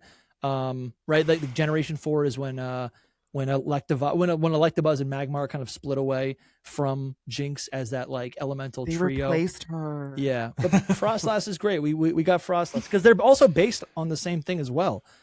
Yeah. I also think. All right, the elephant in the room is Jynx has boobs. I think it's difficult, like, to look at a Pokemon, like, to honestly, like, Nidoqueen. We're coming back for you, Nidoqueen. We got to talk about you. I didn't even register that. I love having this conversation with y'all, because exactly. I really truly am getting a different perspective. Like, I look at the boobs and I'm like, what are we doing? What are we doing? What are we doing? And that's so funny. I don't know. And they're gold plated. I guess, you know what? I guess if I look at it like a monster and I'm like, okay, well, that's really no different than like feminine armor. Right. Well, this goes back to what I'm saying. I could literally see a drag queen doing this, like a metal plated round breastplate. It's just so campy and funny. Like, damn, bro. It's just because it just comes down to like, okay, is this? I don't know, man. I do think I see the boobs and I go, we're getting a little bit too close to humanoid. Is this something I want to be capturing, like a pet, buying kibble for? It just gets when you put it that so way. Funny. That puts it in a whole new light. Jynx is interesting to me. Like, it's definitely not like my kind of Pokemon design, but I'm not like offended by it when I look at it, and I feel bad that it's gotten such a short end of the stick just over the years for stuff that it should not have even been, like, was not only not the point, but it, like, that shouldn't have even been. It was just kind of like a cultural disconnect, basically. Yeah, I'm glad they changed Jynx. But yeah, it's She's like still stuck in stasis. It's just 100%. A sad story. Yeah. I do hope that something happens to kind of just like give her a happy ending, basically. Like, she deserves to have something to where it's like, okay, it's been 30 years. We've moved past this. We recognize what happened, but we recognize that like it wasn't the intent or whatever. And we can just kind of like give her a happily ever after. That's the sentiment of just give her a happy ending. That is so funny to me. Yeah. We just want to see her smile again. Yeah.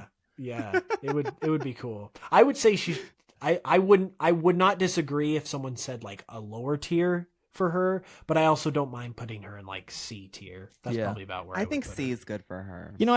I do look at these early sprites of Jynx, and like with its, like, it's got a dress, but also I guess I'm imagining like Frostlass. It's like, what's the difference between that and Frostlass? Like, it has a dress, but you could also look at it as just like wisps of a ghost actually or something, like Ghastly. For me, this is a good distinction for me, because with Jynx, it's like, it's literally like, I mean, it's probably not literally, but like visually, it's like literally wearing a dress, which for me is like, I don't like that when Pokemon wear clothes. With Frostlass, what it does is kind of like, it's wearing a kimono, but its kimono is like its actual body, and then it has like markings that sort of mimic the fabric like patterns of a kimono, but it's like body markings. It's not like literally like a kimono or whatever. So I feel like with a Pokemon like Frostlass, it kind of integrates that more naturally, versus Jynx kind of just like slaps it on there. And so that's kind of how I like view it, and I prefer the Frostlass method versus the Jynx method. But Jynx, again, like a lot of these Gen 1 mons are like, they're like nostalgia bait for me, because I'm like, if this was newer, I would be harsher, but like, again, like we said with Hypno, it has a story. Jynx, even if it wasn't like through the fault of its own, it has a whole story to it that makes you kind of feel bad for it. So and also fun. I love that you put Smoochum so high, because I think baby Pokemon are super underrated. Like, they don't do anything competitively, but I think what they offer is obviously world building. Like, if you have a big Pokemon, it would probably make sense that it would have a pre-evolution. But I think also, like, in game, it gives you an opportunity to use that Pokemon earlier, and then also it's a brand new design. Smoochum's cool. All right, let's do Mewtwo next, and then I think what I'd like to do is actually kind of go through quickly and eliminate some of these Pokemon, because I think a lot of these Pokemon on the tier list are actually just not humanoids at all, and I think I kind of want to like eliminate some. Before Decidueye. No, that one's gonna stay. But yeah, Mewtwo's next, and I think Mewtwo again is that alien. I think Mewtwo's an alien. I don't think it obviously has. Well, okay, in lore, Mewtwo is created by a fusion of the Pokemon Mew DNA and human DNA. So like, Mewtwo literally, I should have brought this up in the beginning, literally is a human. It literally is a man. It has human DNA. But I think it reads like an alien. And to me, Mewtwo looks like Frieza, and to me, Frieza is a queer icon. So really? I'm biased. I'm learning. Yeah, stuff. Frieza. He does. Really? Like, he was like, he had to be factored in there somehow. Frieza, it's that alien humanoid look. He's also like really sassy, and Mewtwo, he does have like a very like low voice. He speaks very slow. But that's a diva. The way that he thinks about the world, his perspective, it all revolves around Mewtwo. Yeah, he's the main character. And I think the megas also, like, I'm really hard pressed to like a legendary. I think the megas also looked really cool. Yeah, I think both of them looked cool. Yeah, Mega Mewtwo X kind of still freaks me out, but the Y is great. Yeah, dude, I don't know. Mewtwo to me, I think it's. I mean, if we're just ranking these based on the humanoids, Mewtwo is like an all-time classic. I almost want to just. I think it just. I have to agree. Right? Yeah, I would Mewtwo. say. Yeah, it's Mewtwo.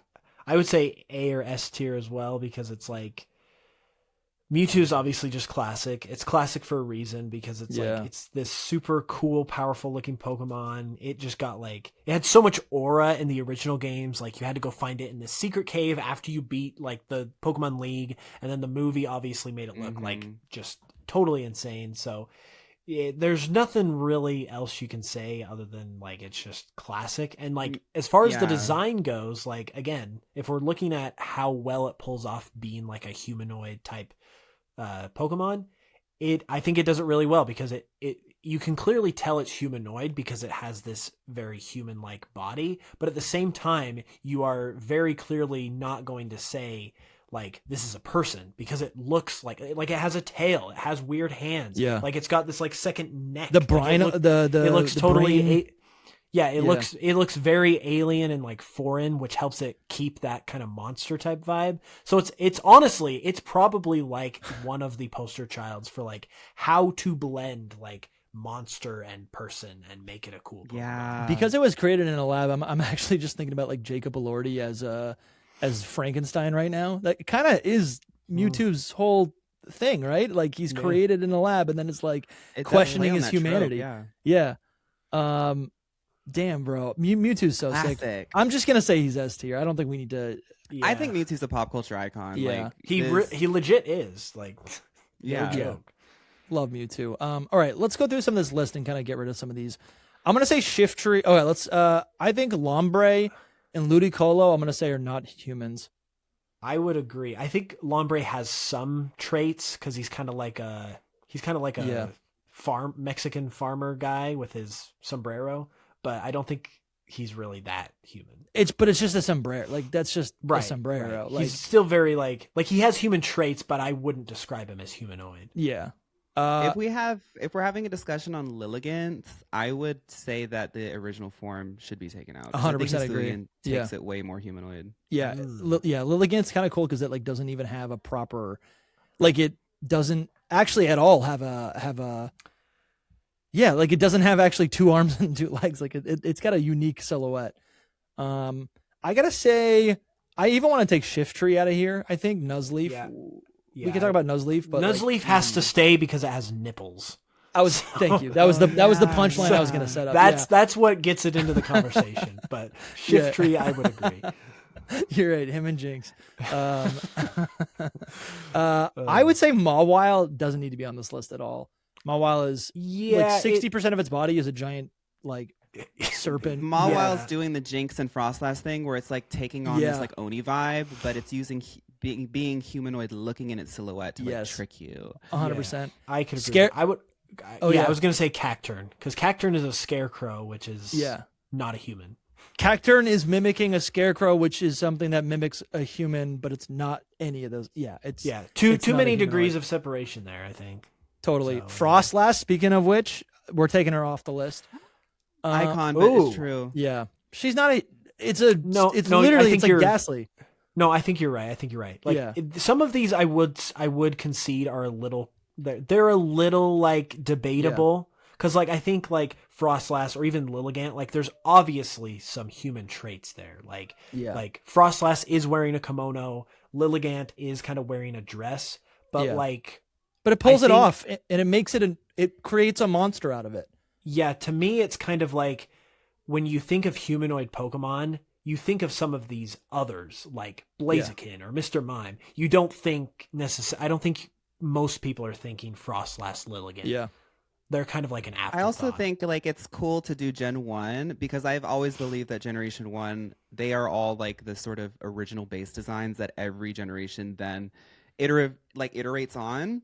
So like now that we've like sort of looked at all of Generation 1's like humanoid propositions, we can then go through the rest and sort of be like, okay, do these really follow the category? Yeah. Like, for example, I can see how Tapu Bolo and Tapu Koko could have a humanoid element, but compared to the other Tapus, I think they look less human. Honestly, like, I would take.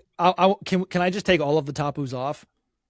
Sure. I think I do want to say I would say Tapu Finney's really pretty. Yeah. But that's all I wanted to say. I would say they're kind of interesting because Tapu Koko, totally agree. Tapu Bulu, it's literally a bull, so like definitely not humanoid. I kind of feel like Tapu Fini maybe could get a pass because it's literally like a mermaid. Yeah. Kind of. But again, they're so like bugs. That's how I look at them. Well, if Tapu Fini isn't in consideration, then neither is Primarina, because Primarina is a mermaid. It's true. It is true. And I know there's people watching right now. I'm sorry, girly pops, but Yeah. this is the category. I think Primarina gets. I think Primarina does count, but I think okay. as humanoid, I think it does. Yeah. It's kind of a more interesting blend. And I think it comes. We'll get to it, but I think it comes down to like it's like honestly, clothing is a big trigger, right? Where I look at Tapu Fini and I'm like, it's just it's a spirit within a shell. And I think that I don't know. That goes for all of them. Like Tapu Koko is just like a hothead. I'm kind of like I'm honestly leaning more towards that maybe Tapu Fini and Tapu Lele are humanoid and Tapu Bulu and Tapu That's what I was Koko are thinking. not. Okay. Yeah, I guess I kind of see that. Because like Lele, and because they're more like, feminine, they had to give them long hair and like human. Yeah, I do see that actually. That's a good point. Pop them in C. Pop them in C. Yeah. Okay. Because pop them in it's C. hard for us to. Yeah. All right. We'll put them in Put C. them in C. I want to say. I don't think I was gonna say LG and BHM are not. Those are literally those are aliens. I also want to take Zorua those are dogs. Zorark. Yeah. Those are not humans. Who made this? I know. Yeah. Wow, that was so mean. Greninja. Yeah, is Greninja on this list? I'm taking Greninja off. No, Greninja totally is humanoid. You think? We would get major flamed. All right, if we'll we review did that. not. Okay. It is a ninja. It is a ninja. I want to take this little goth baby off the list. Oh, really? But the other two, I think, up for debate. But I guess we could talk about all of them together. I think the opposite. I think if we're going to talk about it, I think Gothitelle doesn't show legs. But I think Gothita and Gothorita, they look more humanoid. I think no. I have evidence. I think all of them are. I think they all qualify. Look at right here. Gothitelle has legs. I know, tragic. That's humanoid. They have to stay then. No, that's horrible. That is. She's like the dead. worst shot. Yeah. They're like this long. Talk about unflattering. That's funny, dude. It's crazy that they animated this. That's funny. That's so stupid. I guess I kind of want to put it. Well, let's talk about Gothitelle while we're doing it. Yeah, we'll talk. What do you think, Fawn? I mean, she's humanoid. I've always thought that the whole Gothitelle line is the emo goth chick version of Gardevoir, and I think like the same flowers should be given to Gothitelle for it. Even though she doesn't get as much favoritism, she's literally the other side of the coin. Yeah. That's where I stand. I think that she's a really iconic humanoid Pokemon. Especially in my space, a lot of people really love her and really want to see her win. I think that applies to the entire line. I think her whole line is cohesive and it tells a really nice story. Maybe I got to try this thing out next time I play Black version. I would put Gothita and Gothitelle in C, but then I would put Gothorita in B. I like it's my favorite of the three. The mid stage? Yeah, the mid stage. I have to agree. The mid stage is my favorite too. So. There it is right there. All right, that's fine. You said B? B, yeah. There we go. All right. I agree with that. I'll agree with it. Okay, I want to get rid of the Ultra Beasts. I don't think the Ultra Beasts should be here at all. I think no, I disagree. Actually, no, you're right. It's a bodybuilder. Like no, you're right. You're right. But can we remove the clown? I think Blacephalon can be removed. I think the logic why it's here is because I think there's an argument to be made that it could loosely be based around Pennywise, but Pennywise is an alien, so That's what I'm saying. I'm like they're alien. Yeah. I think that's fair. Some of the Ultra Beast picks, I don't understand why they put them there. I think I can see why Blacephalon's there, but if we're gonna make the same argument for the Onis, I feel like Blacephalon's like that too. Like, yeah, Mawile it doesn't have a head. And, it doesn't even have a face. It explodes its own head. Like, yeah. No, but that is true. Buzzwole and Pheromosa. Yeah, they are. I can see that. They're doing stereotypes. Magearna, though, as much as I like her, that's a bunny. Yeah, Magearna is again honestly that's for the same tough, reason because it's clearly a robot, but it's wearing a ball gown. Oh yeah. Yeah, but again, I think I mean, come on, the design actually doesn't come together until it mega evolves, which I think is I think Mega Magearna S tier, but like I think base form Magearna, it has too many things preventing it from being just a humanoid. To me, it doesn't read as humanoid. It's human-like, but I don't think it's humanoid. Like I don't think it. Yeah.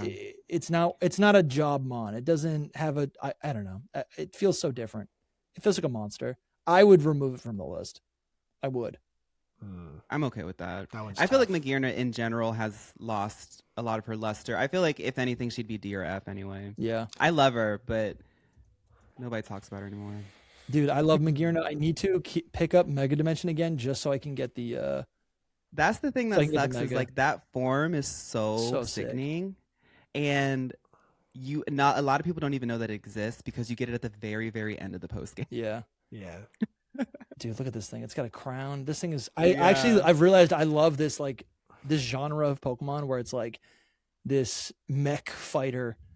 Yeah, I think it's awesome. And she does like this really pretty, graceful like pirouette, and like her gears like kind of have like a latent spin around her too. That's cool. It's a really cool Pokemon. The gears are crazy. They spin around her, right? As you're saying, yeah. Mm-hmm. I don't know. I mean, it is. I guess I do see what you're saying, but it doesn't feel like a humanoid. Let's remove. To be honest, can we remove Hariyama? Because it is a sumo wrestler, but it's a wrestler. The one I would take off, though. I put it in F. Yeah, F for sure. But no way. It still counts to me. It's gross. Its ear looks like its nose. Like it's not. It's just a jumble of a mess of a Pokemon. What should be on this list though, that's not, is Iron Hands, because I like that quite a bit, and that is based on that's a Paradox Hariyama. It's better. Yeah, I guess this is. But look, its ear kind of looks like it's its mouth or something. It's like totally you're not wrong. And then it's kind of just like this, like just fat. I do like its shiny blob. Though. Every time I see a Pokemon, I know it has a hint of pink. My brain is like, there's a shiny of that, by the way. Yeah, that's good. That's good. Yeah, I guess I won't fight you guys on it too much. I think there's been some good iterations of it. I like that it's just like this. Yeah, there's like this big. It's based on like a sumo wrestler, right? Yeah. So it's supposed to be big. So like I'll give it that, but like it just does not look appealing in any way at all. Yeah, it's just kind of gross. All right, well that's just F to me. Okay, so another one I want to take out is Zeraora. Yeah, I think we can remove that. That's the cat. Yeah, a cat. Yes. Me and my community call it Zero Aura. I mean, bro, let's cool. adopt that. The Mega is awesome. Wow. The Mega is awesome. It has Zero Aura.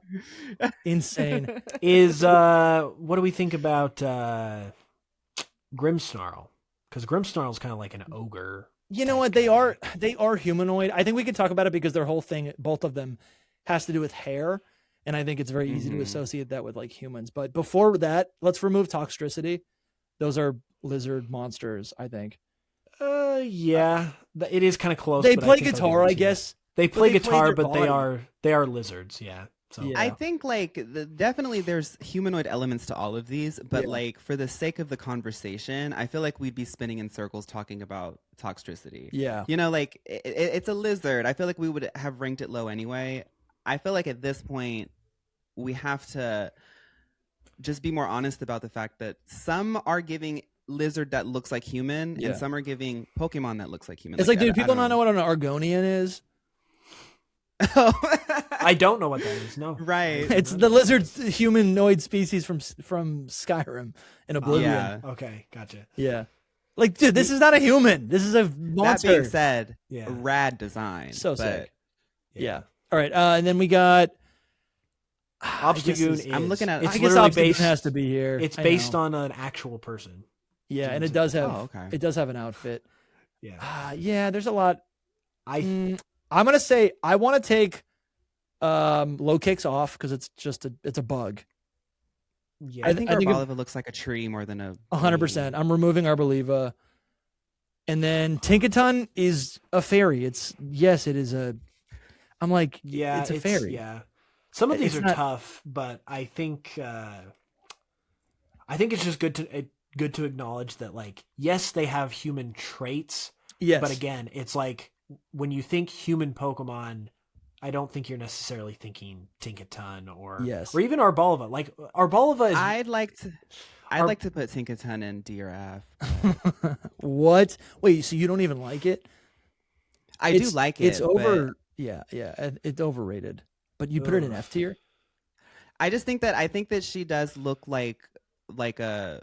She can be read as like humanoid. I think if you didn't know she was a fairy, that Tinkaton does look. That's really like a that's girl with actually pigtails. yeah, that's actually tough because just off the flop, I don't think I would say Tinkaton is humanoid. But if you look at Tinkatink, that's clearly a baby, and if you look at Tinkatuff, it is. I would say it is humanoid because it literally has like a ponytail and is very kind of human-esque. So these ones are like tough because they are very like monster-like, but I think they do have a lot of human qualities. So See, I look at the stubby legs.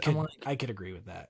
It looks like a cartoon character. It looks like a little monster. I think Tinkatuff is just. But a like Pokemon. it's definitely got like a human hairstyle. Like that's very human to me. And also, why aren't the other two in there? Because I feel like the same should have. Okay, we're getting into the weeds. Yeah. I Let's start over. I'm getting a new list. Oh my god! I think Tinkatuff is the best of the three, to be honest. I would agree with. I mean, I would agree with that, but I think I would agree with it being D or F. I'm fine with that because I was never really a huge fan of this Pokemon to begin with. So Tinkatuff is like B or A tier for me, but Tinkaton, I think it's overrated. I think the properly weighs her down. I know a lot of people really like it, but she's like limited to only using the hammer now.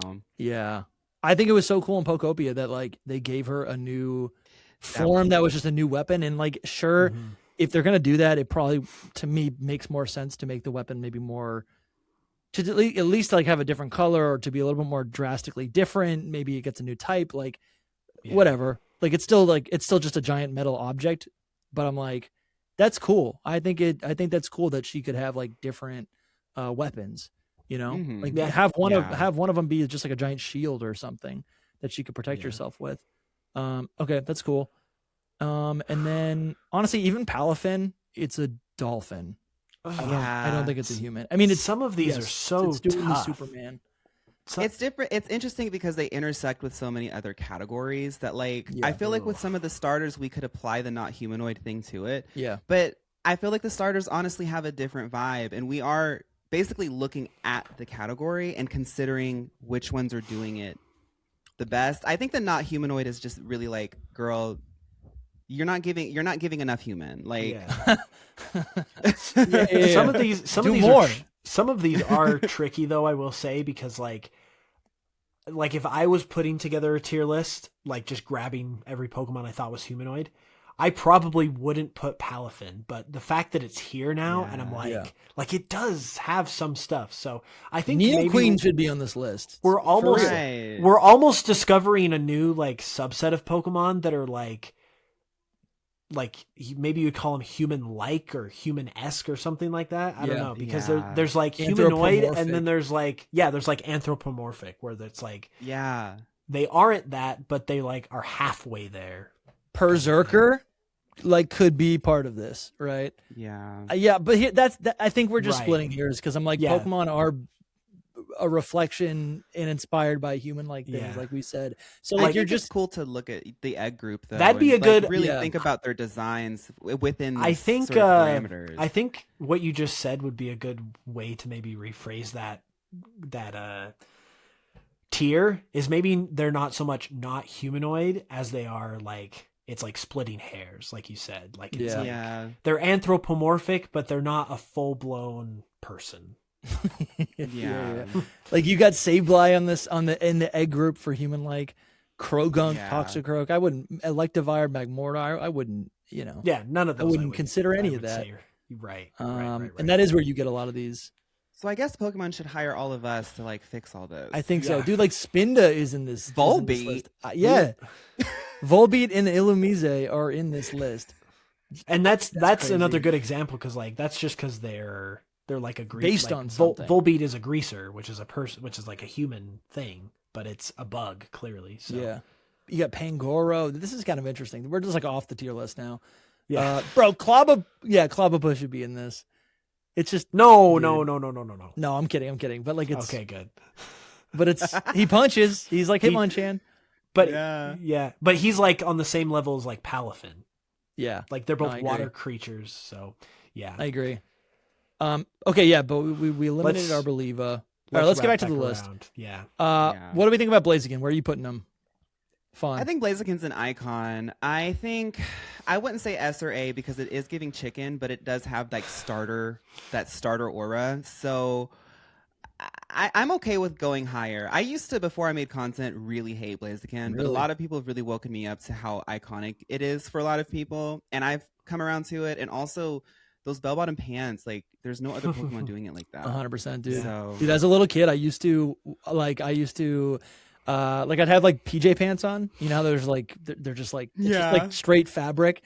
And I used to like step on the fabric and I felt like I was Blaziken. Like I had those the long, powerful legs, long platinum blonde hair with a matching vest. It's just like, it's really fashionable and beautiful. I don't even see it like hair, but you're right. It is blonde hair. Blaziken's like in my top 10 and it just never has read like humanoid to me. Because it's got the face of a bird, it's got a tail, it's got like these like muscular, 3 3-digit like arms. They're skinny arms. That's true. It's got these giant like kicking legs. Like nothing about it to me reads like a human.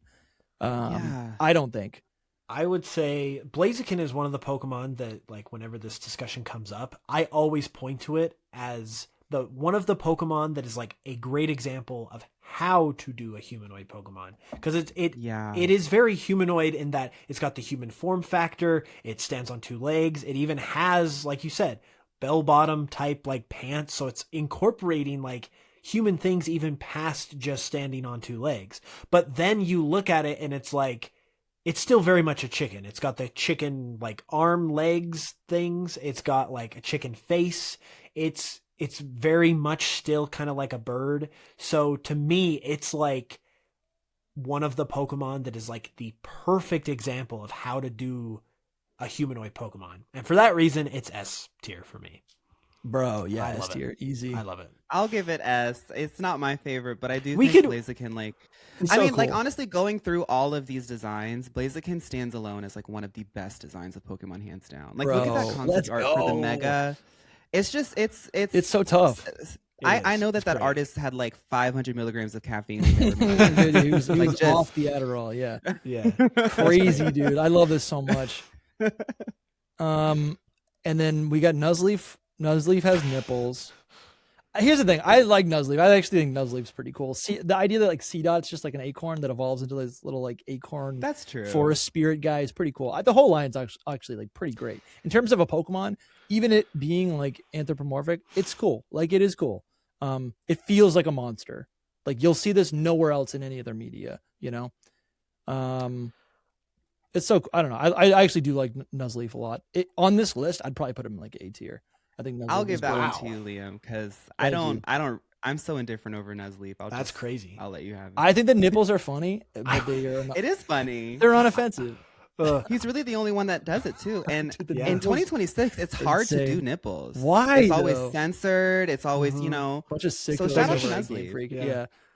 Dude, you know what? And it might be the bay leaf, like, or the chikorita, like, leaf on its head. I love it. It's so cool. # free the nipple. For sure. That's a first for Hidden Power, for Hidden Power history.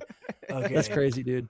I would say, personally, I would say C, but I'll give I'll give Fawn the benefit of the doubt because he gave me a couple. Oh, I didn't earlier. rank it. You're giving it to Liam. I still have that. Oh, okay. I'm then I'll reserving it convince for you later. that it's lower because with Nuzleaf, I have zero bad things to say about it. Obviously, the nipple thing is funny, so that's kind of like a fun trait about it. It looks like right there. It almost looks like it's indented. I was just gonna say that, bro. Like inverted I know a few nipple. guys that have indented nipples. Let's zoom and enhance the nipple. Whoa, Yeah, It's indented. It's like That's a little. crazy. Yeah, dude. It's like it's got a wooden body. I mean, that think kind of he's got does make money. sense. Kinda awesome. Its nipples You are know like how Poltegeist has like a special form, like a rare form? What if like the Nuzleafs that have protruding or like It's like a invert, belly like whichever button. one? You could be an innie or an outie. Yeah, or an innie or an outie Nuzleaf. oh goodness. This is so good. So Yeah, it's like a rare It's- form, 1%. yeah, like it's a Pokemon that's just like it's fine. I don't care. Like I don't care about it in the sense I'm not in love with it, but I don't like it's not offensive to me either. And it's got a couple of those, like obviously the nipple thing, but then it's also important to note that it is the Pokemon that Nuzlocke are named after. So Whoa, it's got some street cred. You're going right, for it. dude. I forgot about that. Icon. Yeah, that's a cool shiny too. I need to get one of these in black too. I completed the decks in black too, and my copy of white too, and so I got the shiny charm. And then I do the doubles grass, so it's like I essentially get odds of like 1 in 2,000 in the doubles grass, Wow. and it's so much fun to get like the pixel art shiny Pokemon because those are so difficult to get. I'm gonna get one of these. I think it's in like the nature preserve. All right, so he's going to 8th tier. All right, let's talk about Gardevoir. How have we not talked about this yet? I think Gardevoir, she's one of those icons. I feel like all of us are going to get blocked and banned if we don't put her in S, which I'm fine with. I agree. It is. I honestly think Gardevoir is great. I think Gardevoir was a better Pokemon before it became kind of accepted as like the female variant of the before pretty much in Gen 3. I always thought Gardevoir was super cool. I used Ralts. I thought Ralts was like the best thing ever. I thought Wally was awesome. And it never really bothered me. I thought Gardevoir was just super powerful. And I don't like the Mega because to me it feels like it's leaning a little bit too much into that like just it's not even like that it's a feminine trope or whatever, but I'm like I like that Gardevoir is just this like spirit, you know? That's kind of wild to me because I was just about to say the opposite. Like, oh my god, going into Gen 3, like when it was new, I wasn't really like I didn't really feel that like much of anything You just about didn't care about Gardevoir. it. Yeah, It was just like whatever, and then I heard everyone like loving it, and I was like, I kind of thought I still kind of think it is a little overrated. But what I was about to say is that I actually like I think the Mega does a lot for it, especially the shiny Mega is good. The shiny Shiny Mega Mega is S tier. Like that is a part about it I will say is S tier. So Oh yeah, with the black dress. yes, like Yeah. I think that is great, and it's I don't know what it is because like the part of me that like thinks it's overhyped feels like it feels a little too human like to me. So I take points away. But then it arguably kind of even becomes more humanoid because it gets this big ball gown. But for whatever reason, it kind of just works. Like Mega, it just accentuates like the good parts about Gardevoir. So Yeah, it's kind of So like I feel like she speaks to a trainer fantasy that like especially for like her first I'm sorry. don't say Gardevoir and I never- fantasy in the same sentence. Yeah. Oh, I'm sorry. I never know if you're like saying it as a think- joke but you're I actually think- prescribing this to our listeners. Yeah. When actualizing your trainer identity, I think that Gardevoir offers many elements that she only does, and she does it so well. Like the floating dress, she looks like a spirit. She has this elegance that's very queenly that even this deep into the franchise, she still retains. And I think that's why people are so like drawn to her.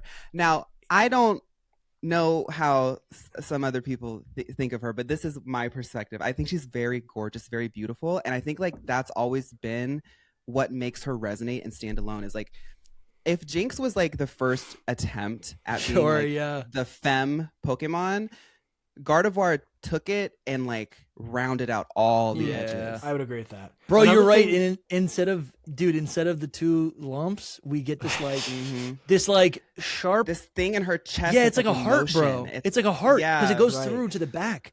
Yeah. Which is kind of that is so awesome.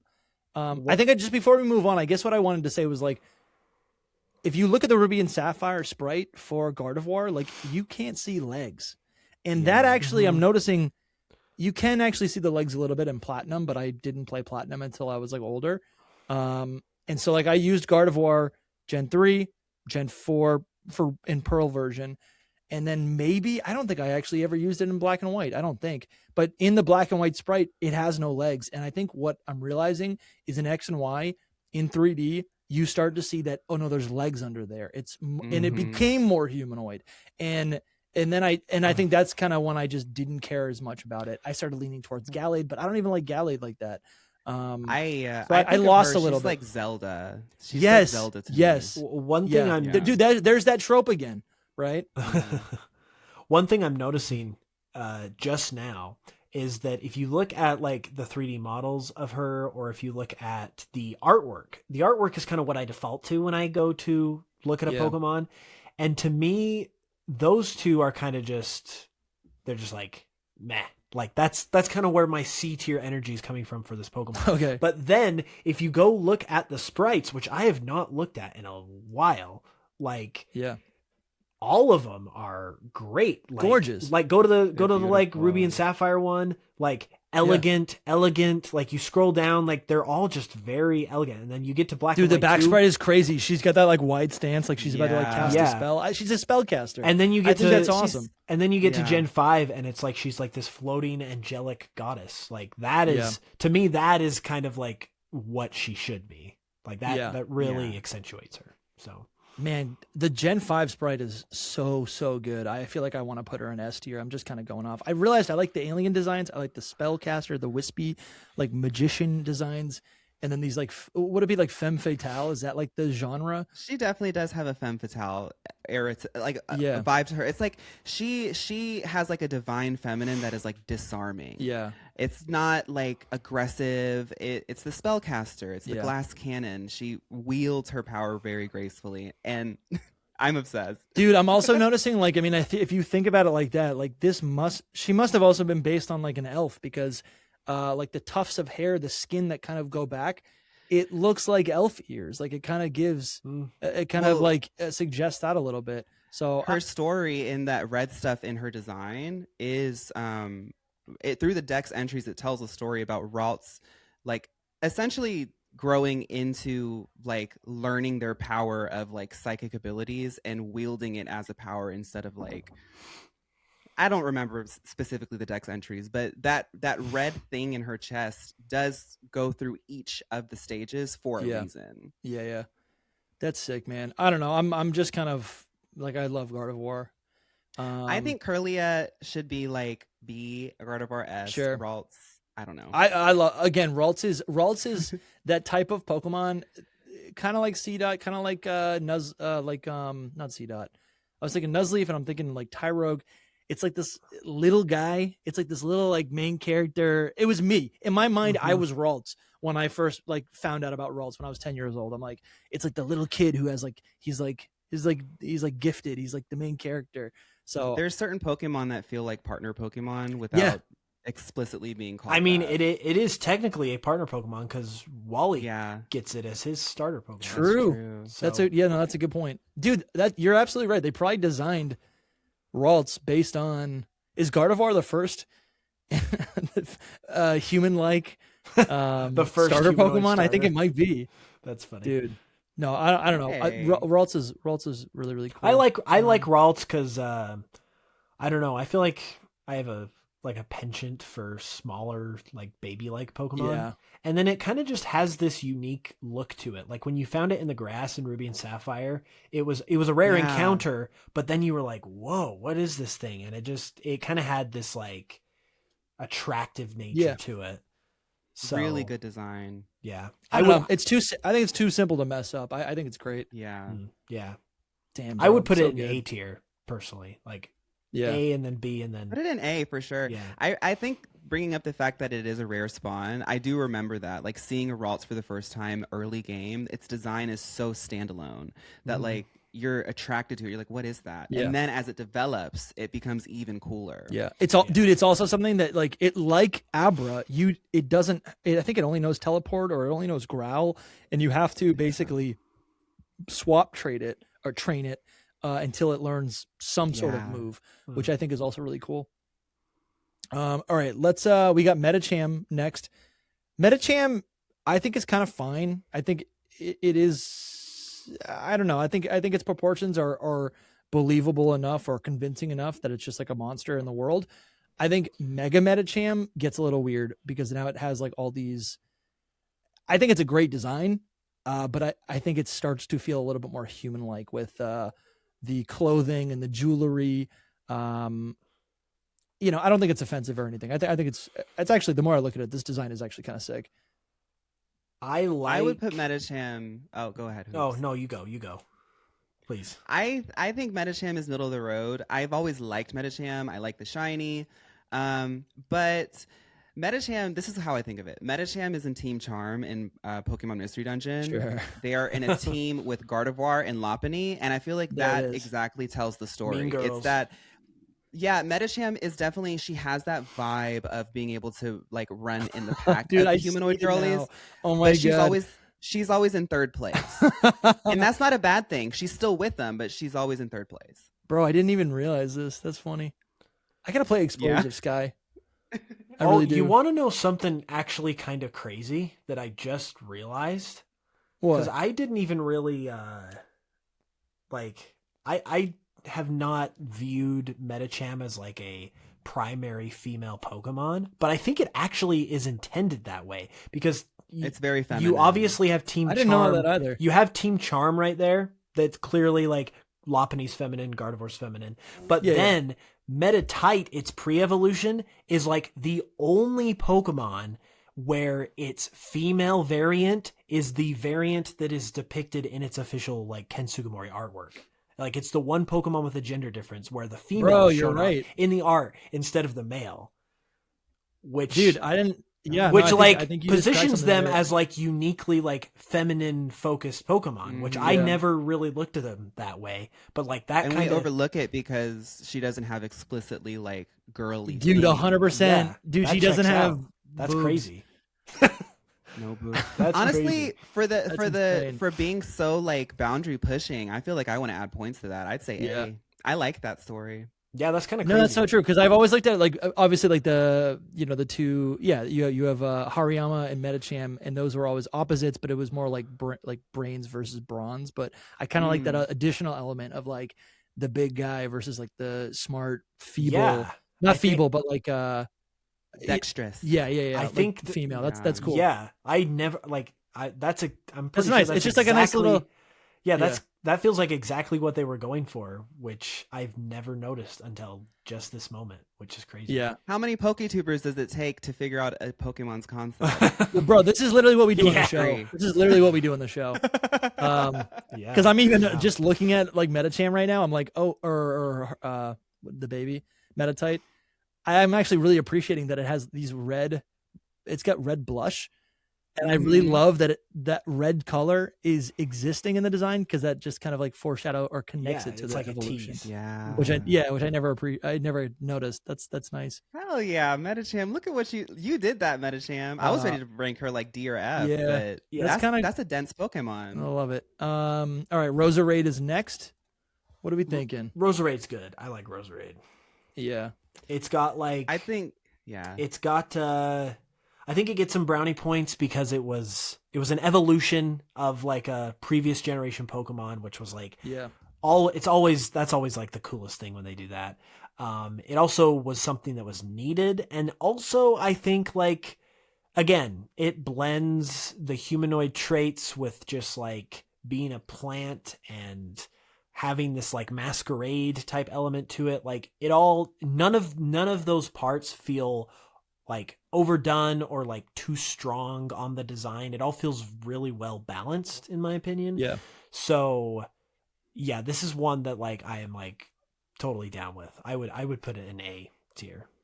Honestly, I don't even think it's humanoid at all. The more I look at it, I'm like, it doesn't even have hands. You know? Yeah, I would say this though, that Roserade does have that like partner Pokemon effect though. Sure. Like the same with like Ralts, and I noticed this specifically in Legends ZA. The height, the proportions of this Pokemon, her animations when she's running alongside you, it's like she's meant to be like your partner. Like she's just perfect for it. I agree. It is kind of giving plant, but I feel like no, it's still there. I'm looking at the art. She's got the mask. Yeah. There's a look. It's like tuxedo mask. Yeah. If well, it's like tuxedo mask. Yeah. No, that's good. That's good. I'm gonna put it in. I like the whole line. I think I like Roselia better than Roserade, but that art of Roserade was pretty good. I'll put it in B tier. Lopunny's a bunny to me, and I love her so much, but she's a bunny. Yeah. Where would you put it?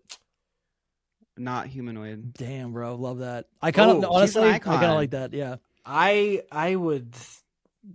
She is based on a Playboy bunny. Like that is.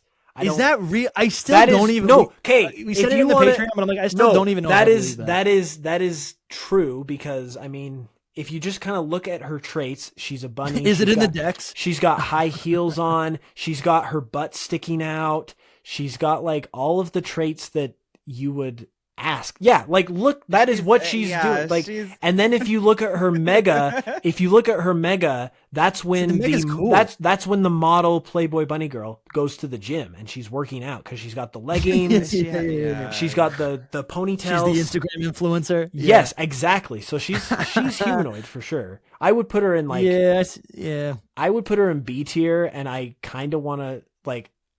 I'm not like in love with her or anything, but I kind of want to put her in A tier just for the audacity of even. You're not like of even attempting to do this kind of Pokemon.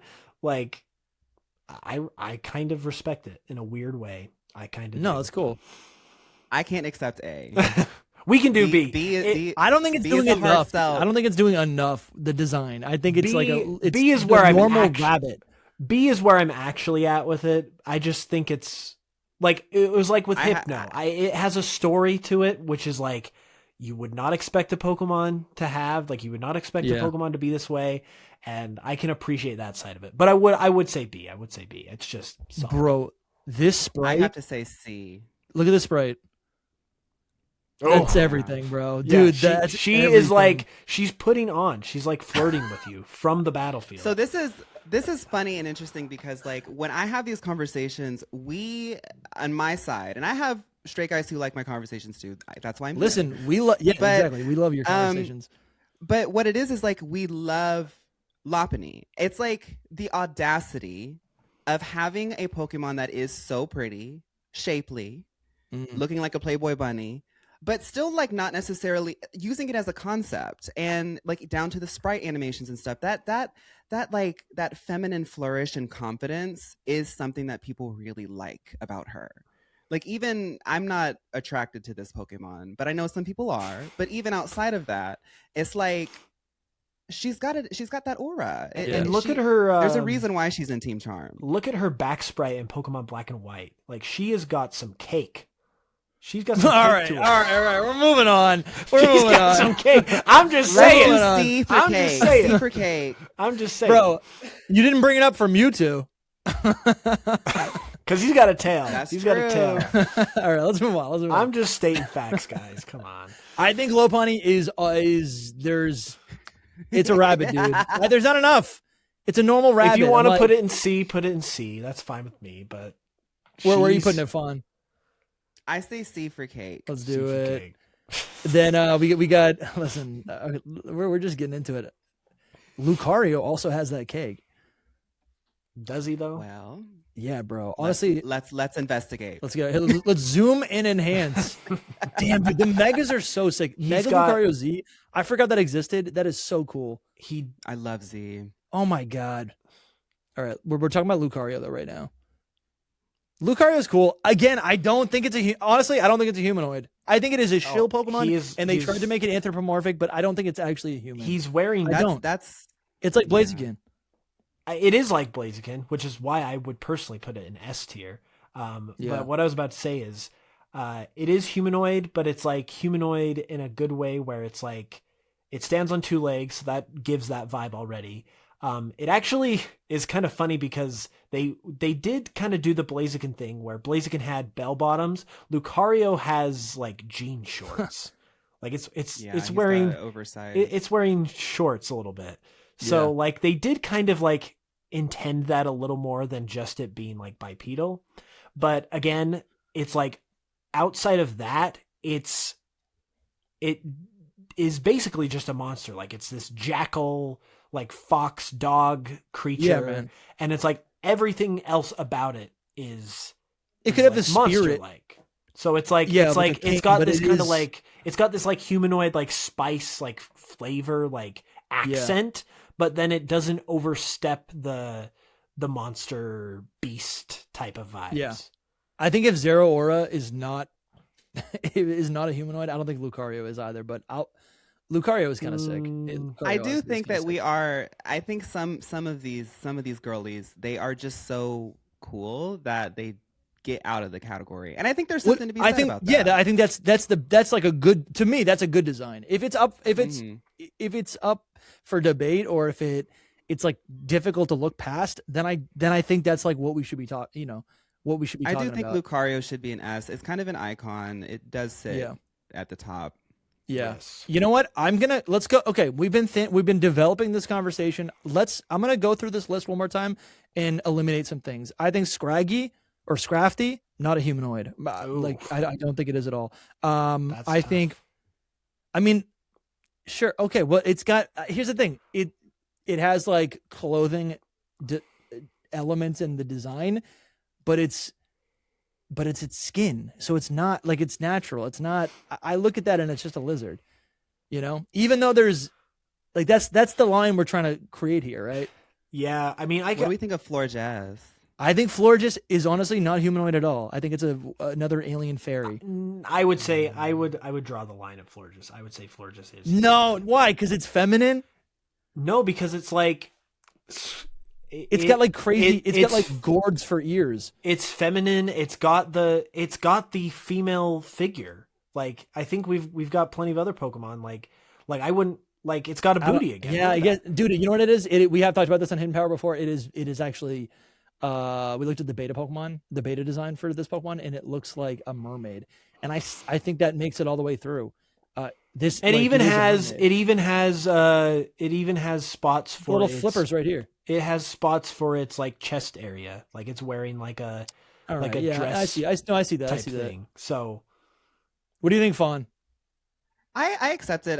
Looking at her up close, she is very humanoid. I know that she looks like a flower sprouting out, but it looks like if a flower turned into a pretty lady. Yeah, and I do see it, actually. Yes, I give the other ones a pass because they're truly just like little like garden gnomes. Those are just those fairies. Those are fairies. Yeah. No, but you're right. You're all right. I see that. For sure. I think the whole line is pretty sweet. I would actually, for sure. I'd probably put it in like maybe. I got a soft spot, so I'd want to put it in A. I'll put it in A. I would say. Okay. Where are you guys putting it? I would say B. Okay. I'd say B too. All right, there we go. It goes to B. I want to, I guess, eliminate also. Yeah, I guess we're all okay. I keep wanting to eliminate stuff, but some of these are so tough. There. Some of these are so because like there's something to talk about. Because Hawlucha has obvious human inspirations. Yeah, but it's just a bird. I don't know. Here's a good distinction because like it's a monster. You mentioned Hawlucha. I was about to highlight Salazzle. Because Salazzle has very human-like traits. Like it's got a very like girly energy. It's got like it even has like markings that make it look kind of like it's wearing clothes or whatever. But it is like definitively a lizard, and it's not like it's like doesn't have a human body structure.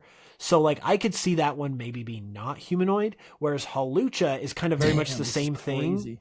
That looks cool. That looks super cool. I love this. This is insane. Yeah. Salazzle is one of the coolest Pokemon hands down to me. Bro, but I this have to is agree, sick. she's a lizard. Yeah. She's a lizard. She's Like, a lizard. There's other Pokemon that give, like for Machamp, for example, he's a lizard too, but he has the legacy, and he also looks way more human Yeah. in some elements. Right. That's just a lizard who knows how to pose like Tyra Banks. Yeah. Yeah. So I would, Oh my I would God. agree that one's not humanoid. But then like the distinction I was making with Hawlucha is it's kind of like these same types of vibes, but it goes the extra step of having like literal human legs, having kind of human arms, like standing up on two Yeah, legs. it's wearing the costume. Its feathers It are interpreted as a costume. right. Yeah. It's not just like a bird with a bird body and bird legs that is wearing a wrestling mask. It's like actually kind of like a luchador. So Yeah. That's fair. Damn, bro, that art of Salazzle was insane, and I kind of love Pretty it. cool. I've never seen that, and that's amazing. Like amazing. It was like a fire-breathing dragon. yeah. Dude, that's crazy. All right, let's start knocking some of these out. So where are we putting Salazzle? Salazzle, not humanoid. Not. We're saying not a human. Okay, great. And then I Hawlucha? think Hawlucha should be like middle of the road. I think Okay. it doesn't give full human, but like it does have elements in its design, like right next to Salazzle, that are still giving like human costuming, luchador. I think that should be higher. I think that should be C or D. Okay. And then Who else do we talk about? yeah, I think I was gonna bring up. I'm looking at Bisharp. Let's talk about Bisharp and King Gambit, because Bisharp to me, I guess Bisharp is interesting because it's like other than being bipedal, it's not really humanoid. Like it's like yeah, but I guess it does have the helmet and the weaponry. I think is easy to like think. Right. Okay, well, I wouldn't be mad ranking it, but it is kind of just like I guess it's it is kinda, pretty it's humanoid. kind of like a like it absolutely is, but it's also kind of like I don't know, it feels like a robot kind of more than a person. Yeah, no, 100%. Yeah, I think it gets a pass. But I like don't Bisharp's so cool.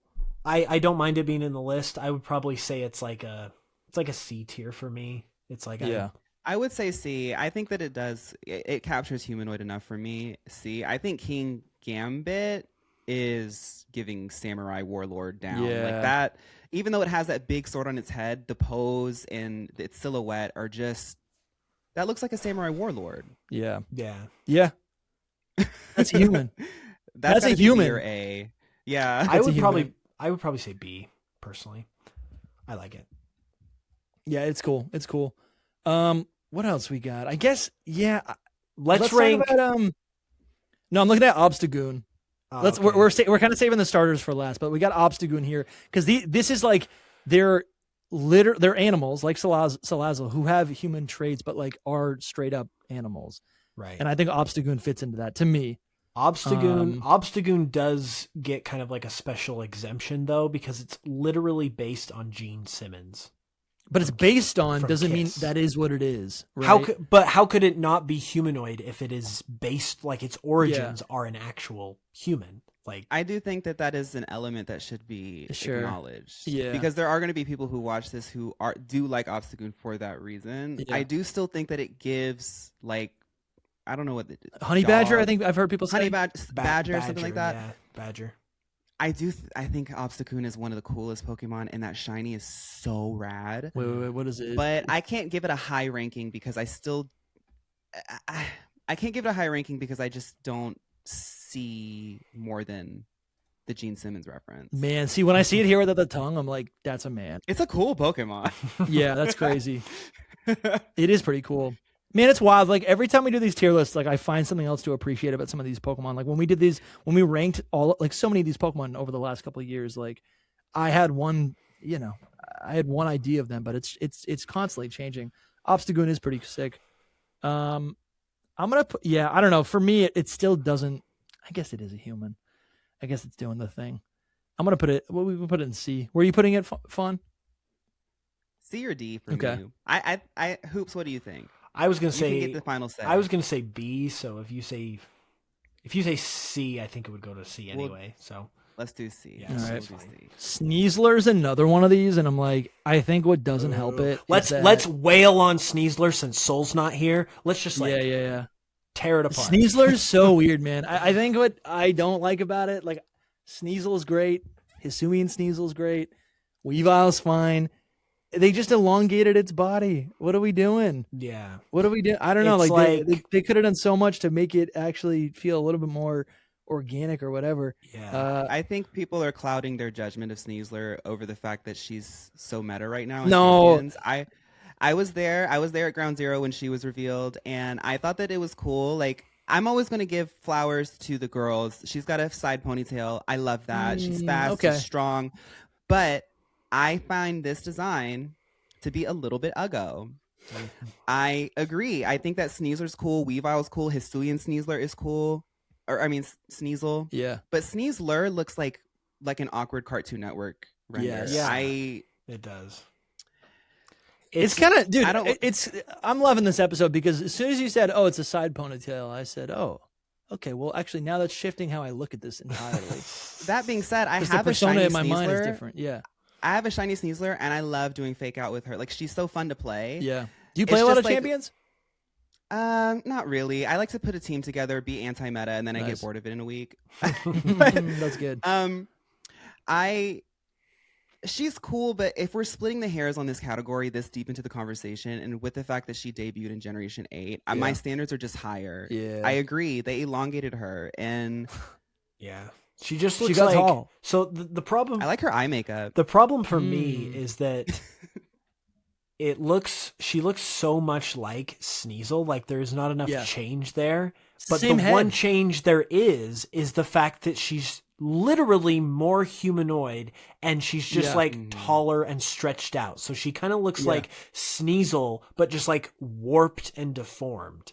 It's like if Hot Lucha mega evolved and had the body of like Machop. Right. It's kind of like, know? in a way, it's kind of like the Incineroar problem where Incineroar just like stood up and got muscles and just became a person.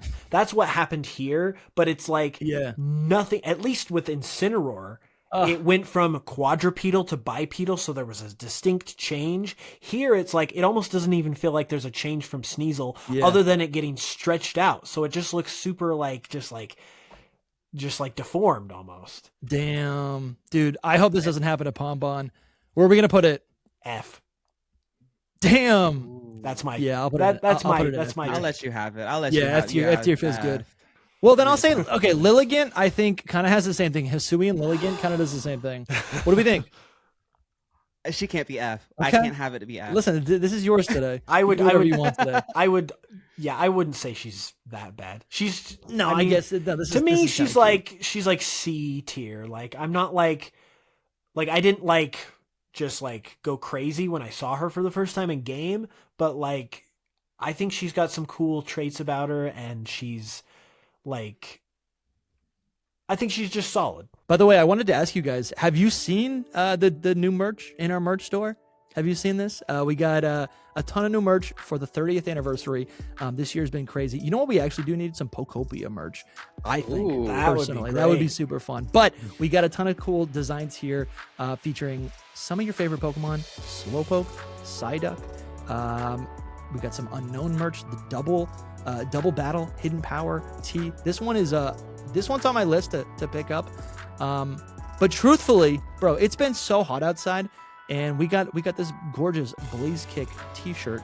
And if you want to stay cool, we also have the Aurora Beam t-shirt featuring these little. I think Hoops picked that one up. If I'm Yes, not mistaken. I You have got this. I have this one in white, and I love it. It's great. Beautiful. It fits really well.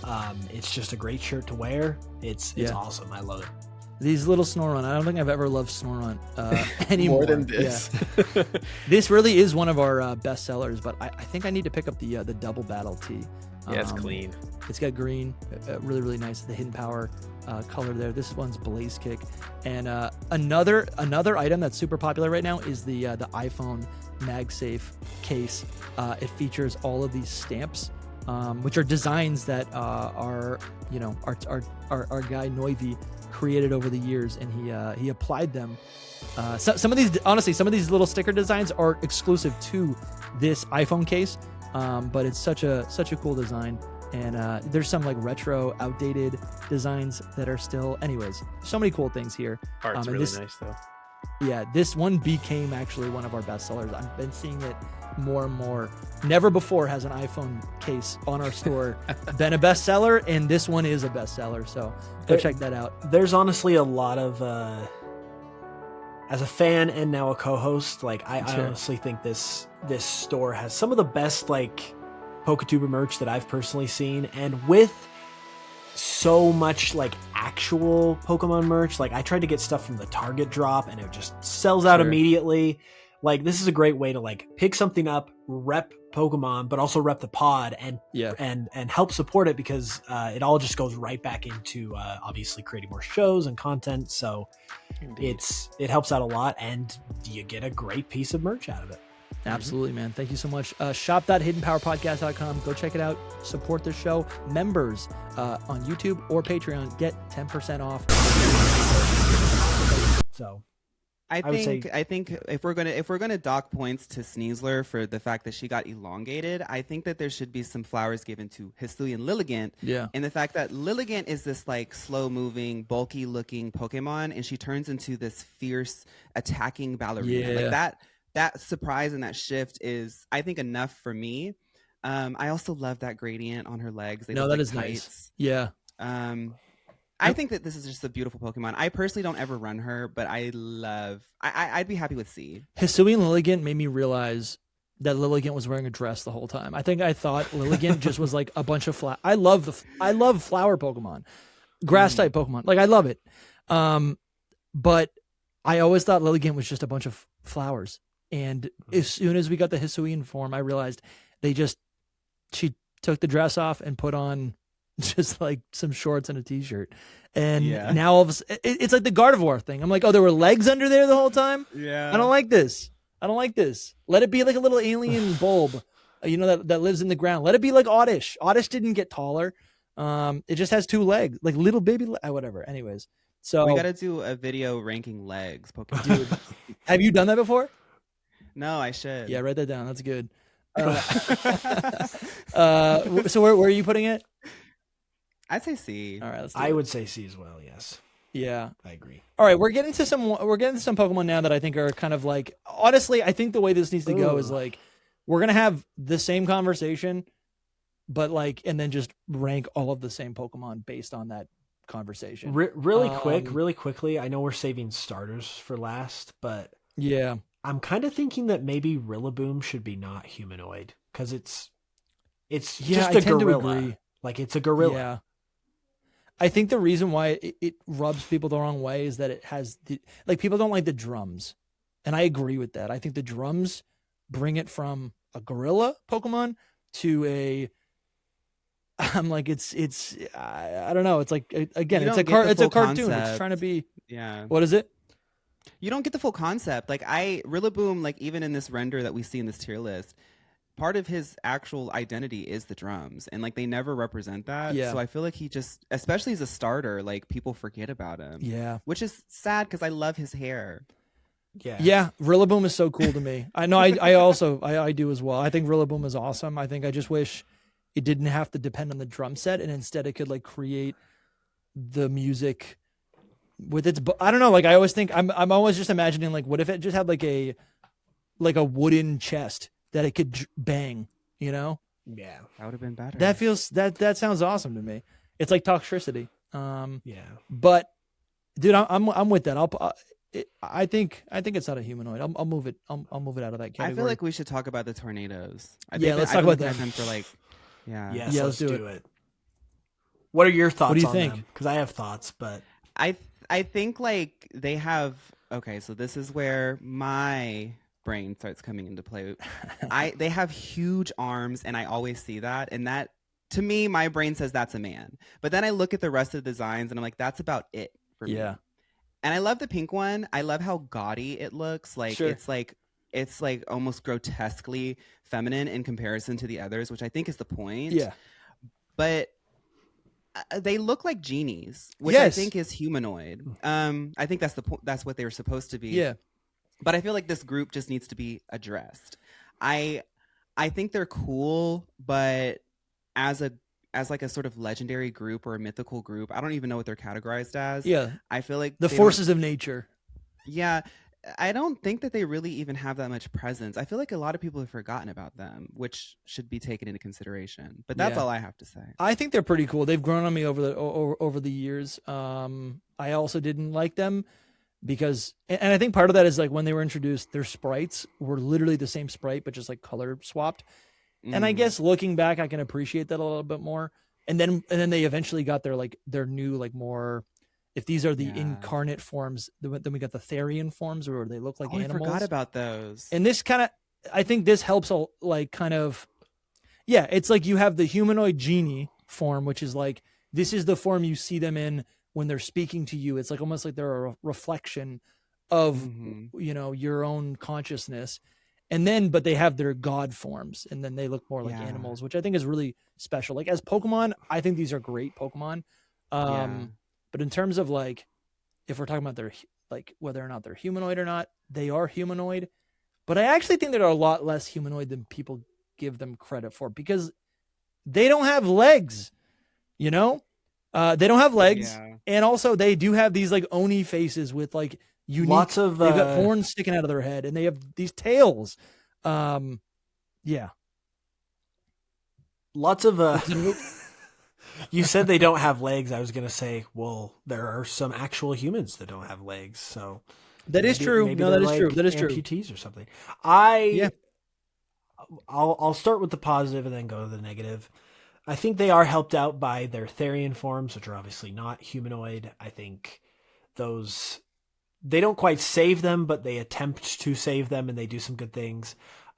These are the first Pokemon, though, that like when I saw them in game, it was like, this is just a person. Like, what the heck is happening? Like, I think at the time they were released, to me, they were like the most humanoid Pokemon. Because the way I saw it as like a high schooler, when it was like Pokemon at that point for me, it was like, it was kind of in that stage where like you didn't want your friends to know you were still playing Pokemon. You're trying to grow out of it. And so like I still enjoyed it, but I was hearing all this noise about like, oh, the designs aren't good anymore. They've ran out of ideas. And then I see this man on a cloud pop up on my screen, and I'm like, guys, Game Freak, I want to defend you, but you're making it kind of hard right now. Like, this is just a guy. He's got a mustache, and like it was just not my cup of tea. Like, especially for a legendary Pokemon, like there are extra expectations there, and these guys just don't really do it for me, especially because it's not even just that they are super humanoid. They're also like visually ugly. Like they don't, like they're not easy on the eyes by any stretch, in my opinion. So, listen, I got a soft spot for ugly. I'm like, let them be ugly. It's okay. I like a gaudy design if it's done intentionally. And I didn't notice that it was, I agree, I didn't like how they looked until I saw the pink one. And maybe, I mean, look at me. Maybe it was the pink one that made me realize that, oh, maybe they are kind of going for a more grotesque, over the top, like coloring. It's spiky, it's bumpy, it's bright. Yeah. It's funny how that happened, because like people like hated Enamorous when it came out. When I say people, I mean like the majority of the internet. But like, kind of looking back, you're like, no, this actually makes sense. It is all conceptual. It's in line, and it's kind of cool to see that contrast.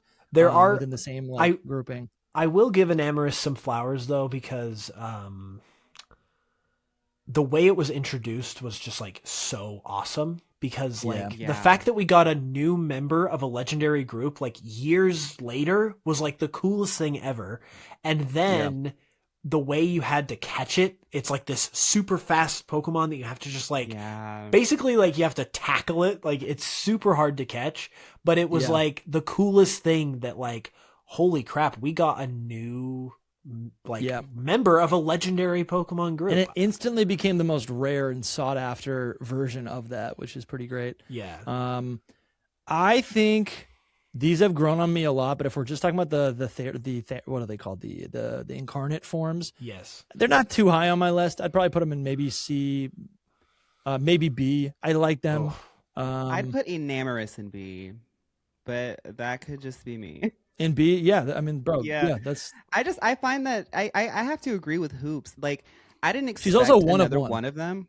Yeah, she's one of one, and it's like, I didn't expect them to do that, and the way they did it felt so natural. Like my memory of her is much more positive than my memory of the other. For sure. I'll agree with that. So like, I would give just purely based on these forms, I would maybe give Enamorus a leg up, but I think the other three are just like straight F for me, personally.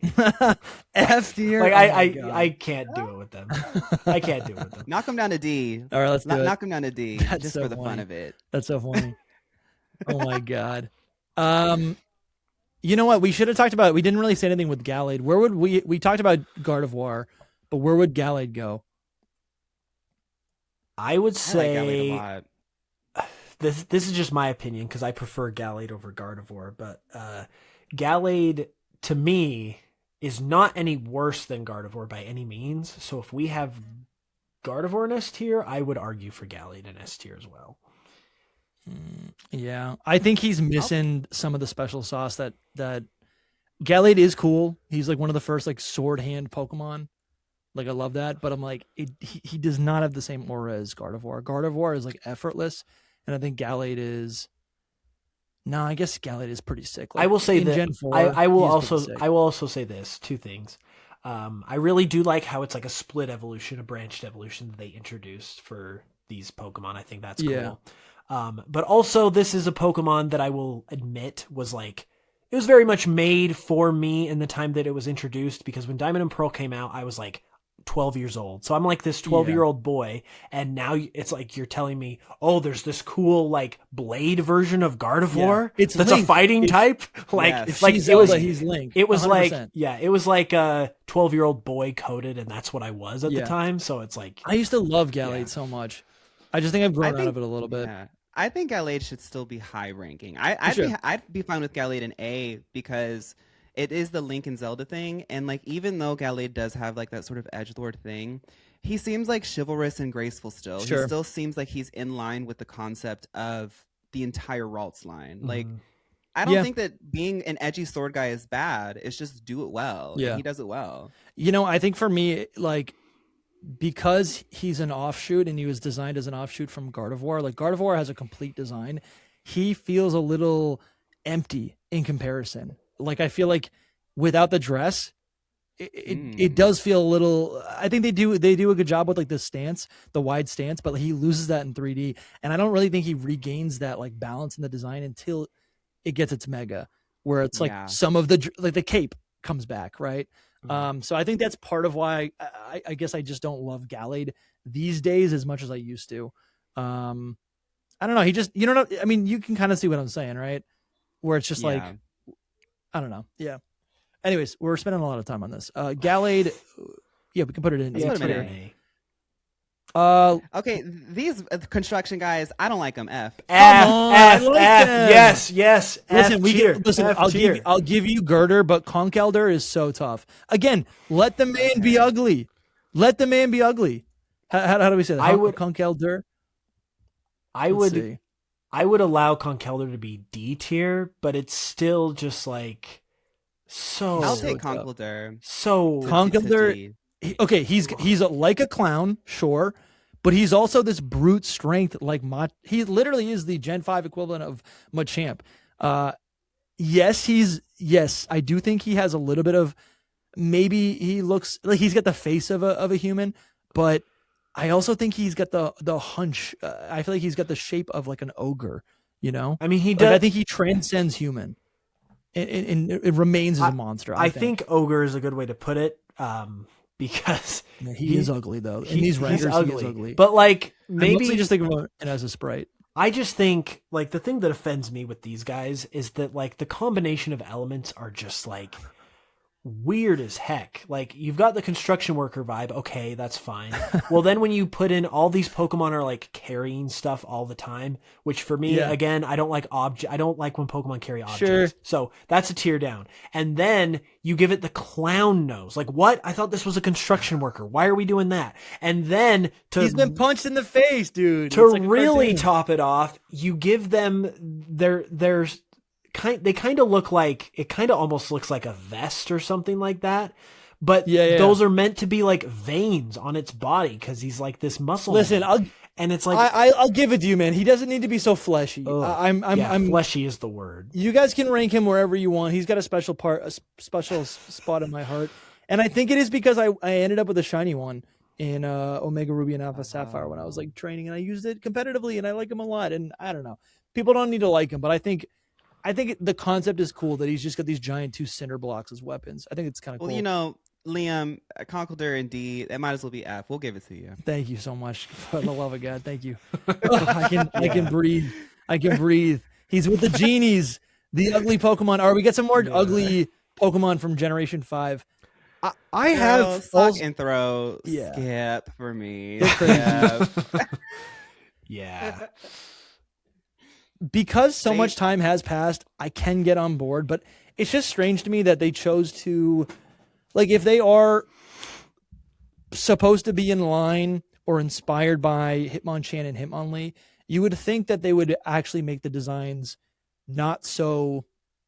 I just think it's weird that they're wearing a gi. Like, it's fine that they're wearing a gi, but they could have done it in a way where it didn't look like they literally have a tied belt and it's just cloth. It looks like they're just wearing cloth. You know, they say sometimes the outfit wears the model. This is literally that. If they did not have the gi to wear, what would the concept be? The gi could be on a Garchomp and people would love it. No, you're so right, man. You're so right. There was like beta art or concepts. I don't think Sawk and Throh. They're not. There were no. What it was is like there was beta descriptions of what Sawk and Throh used to look like, and someone recreated it. And they used to have more. I think they had horns. Yeah, I like the horn. Yeah, the horn kind of made it feel more like a monster, which I'm like, why would that not exist? But they changed them because with those horns they looked too similar to the genies. Is what they that's true. What they said. Bert and Ernie. Yeah, this is so are good. Bert and Ernie. This is so That's good. how I think of them. Yeah. It's they need something, man. So I was thinking in preparation for this tier list, I was kind of thinking over humanoid Pokemon. And I had a thought about these guys that I don't know if I want to say because I've already said some sus things already on this episode. Okay. But I had the thought, obviously the main offender is that they're literally wearing that. They're literally wearing clothes. Like, so I had the thought that like these Pokemon would be better if they just took that off and were naked. Like I'd like them. I'd like them. Well, better. okay. I mean, bro, but like I was saying, you're not if wrong. they did take it off, what's the concept behind them? Because then they're just like standing, right, like male-shaped right. bodies. The whole like premise of them as fighting type Pokemon is literally the clothes. If they took that off, I would think they're like rock types or something. Like, bro, that's cool. Like I could see them as rock types. They look like they could clay play with or that. something. but it's like if the crux of the whole concept lies on the fact that they are relying on this thing that isn't even a part of their body, that's not really like very good design in my opinion. No, 100%. Honestly, yeah, I've seen some cool depictions of like, look at this is Taekwondo could be like a new like Tyrogue baby that connects them, and then it could have like another a third evolution that kind of like just offers something different. But I don't know. Yeah, it's nowhere but up for these divas because there really isn't anything that they've done. They've started at like the bottom. They're bottom so. F tier. F tier. Yeah, I do Let's do do it. F. What about Meloetta? The 2 Meloetta forms. Well, because I think they don't feel humanoid. I think they have the long hair and they do dance or sing. Like they're based on pop stars, but they're just like little pixies, right? Yeah, I found Meloetta to be more fun in concept. Meloetta, Here we go. The concept of a mythical pop star that only really appears when she needs to sing her new song. I don't know, like that concept alone makes me love her. Yeah. I don't like pirouette form. I wish that I did because I like the pirouette form in the clips that I've seen in the anime. But I think that I would rank them separately. I think Aria form Meloetta is kind of icon status. She really is like some people's favorites. Like she is at the top of the mythical category. Yeah. Pirouette form, I feel like it's forgotten about. Still very pretty. I still think that they're at least C and higher, both of them. Yeah. They look like little bugs. Their hands, some of They were going to be bugs. like they, what is it? Meloetta was going to be a bug. Like the dynamic was that like Genesect is a bug, and so this was also going to be a bug, and they were going to be like a Mewtwo type situation. Bro, I forgot about but this. It's bugs. But they. Oh, she would have been cool to be a foil to Kricketune as well. Yeah. Bro, I forgot about all these beta Pokemon. This is so cool. I do like how, looking at her new design, though, which is kind of in the beta design as well, I like how her hands are like music notes. Yeah. That's pretty cool. That is cool. It's cool in concept. Yeah. So where would you put it? I think Meloetta should be at least A. Okay. Aria form, at least. Let's see, right here. And what about the Pirouette? To me, I'm going to say B. Yeah.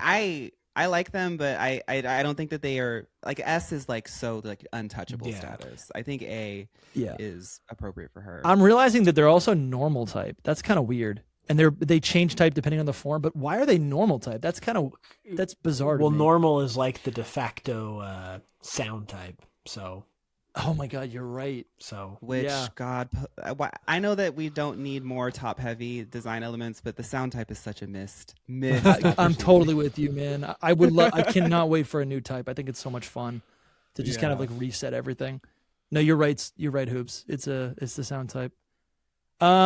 All right, we got a couple more here, and then we'll tackle the starters. Ceruledge and Armarouge, 100%. They are literally the fallen souls from battle. I think they're so cool. For my little boy heart, I'm putting them probably in A tier. I liked them both. I know that people like Ceruledge more, but I thought Armarouge looks cooler. I think they just look cool to me. Yeah, I think what keeps them. Wait, how do I spell this? Ceruledge.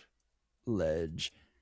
I think what keeps it from S tier. I mean, I think I have put it in S tier, and I do think it's awesome. But over the years, it's actually kind of, I think its effect is lessened a little bit for me, because I think it actually maybe strays a little bit too far from those like things that make Pokemon awesome, and which is that it's a little too edgy, which ends up being forgettable, you know? I'm glad it exists. I love it. But I think... Their shinies also suck. Yeah, 100%. Yeah. Like, this is such a cool Pokemon, but I'm also like... I do kind of wish it had just one extra thing to make it feel a little bit more like a friend. Yeah, it's just like... It's just so epic. I do love it. But anyways, all right. So where would you guys put them? A tier? I'm okay. I'd say B. I'm very apprehensive about giving them A too soon. Okay. But... I would. Yeah, that's fine. I was gonna say like I'm debating for Ceruledge between S and A. Yeah. But Ceruledge is my personal favorite. I'll put it in A if we're outweighing. Yeah, I'm okay with Ceruledge getting A because I feel like a lot of people like Ceruledge. Yeah. It's funny because on this podcast I've been outnumbered and like Armarouge is like what people love, but yeah, okay. Honestly, I think Urshifu not those are not humanoids. I mean, yeah, I would agree. I would agree. Bear. Yeah. Bear. Yeah. Let me just pull it up. Urshifu. It's not how you spell it. Let's see. I've been really enjoying seeing how you spell the Pokemon names. Yeah. As somebody who always gets a comment saying, "You said it wrong," I'm like, oh, I'm not alone. Yeah. No, you're not. You're never alone. It's also like so easy to make corrections when you're not the one like live doing the content. It's so like yes. I make so many mistakes that I don't even realize I make, and then I get a comment and I'm like, what did I say? I guess I know the real answer, but sorry. Yeah, man. I mean, I don't know. It punches, but this is a bear. Yeah. It does have that clothing element, but I think they do it well. I think it's more I think it's more fur. Anthropomorphic versus humanoid. Yeah. Yeah. Yeah, bro. And then like this is a demon lord. What are we talking about? This is not a man at all. And then we've got let's do the Ultra Beast. Let's return to the Ultra Beasts. What are you thinking with Buzzswole and Pheromosa? Pheromosa, yeah. I'm gonna speak for my camp. Pheromosa should be an A because if there's one reason why I hear anybody asking for Ultra Beasts to come back, it's that sickening approach. Like The idea Let's of this go, dude. roach, like, Dude, it's a bright cockroach. Like, what are we talking It's about? a cockroach. It is kind of crazy. It's a cockroach dressed down in the highest fashions. Yeah. She is like, No, I don't know. it. There's just an energy to her. It's like, I love the fact that she is one of the most like baddest Pokemon to come out. Yeah. And she's also a roach at the same time. Bro. And she's also like a gimmick form. Like, it's like you add all these layers on top of her and she's still in the conversation. Yeah, that is kind of insane. You know, I guess when I look at, like, isn't the thing with the cockroach that it never, like, you can't get rid of them, it'll never die?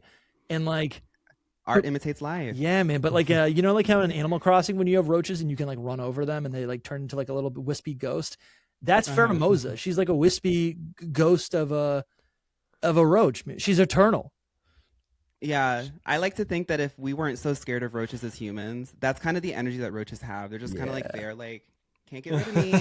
It's called the Lysome Pokemon. What is a Lysome? It's probably like Lysome. like a beetle or something. Whatever cockroaches are. So crazy, man. I think they turned the dude. She's got the same hair as She literally has the same exact hair as King Gambit. Kinda. She's just not sitting. You see it? And also, King Gambit's a her beetle. Her classification is UBO2 beauty. Imagine you are an alien by the international police. Right. She's been clocked. Yeah. You've been classified, and all they can describe you as is beautiful. Like, that's so good. That's so good. I think honestly the best way to put it is the fact that that's nightmare fuel, by the way. Buzzwole sucking Snorlax dry of its life essence. That's wild. I've never seen this. But really quick to get my 2 cents in on Pheromosa. I think all that really needs to be said about it is the fact that, like you guys said, it is a cockroach Pokemon, but like you can't really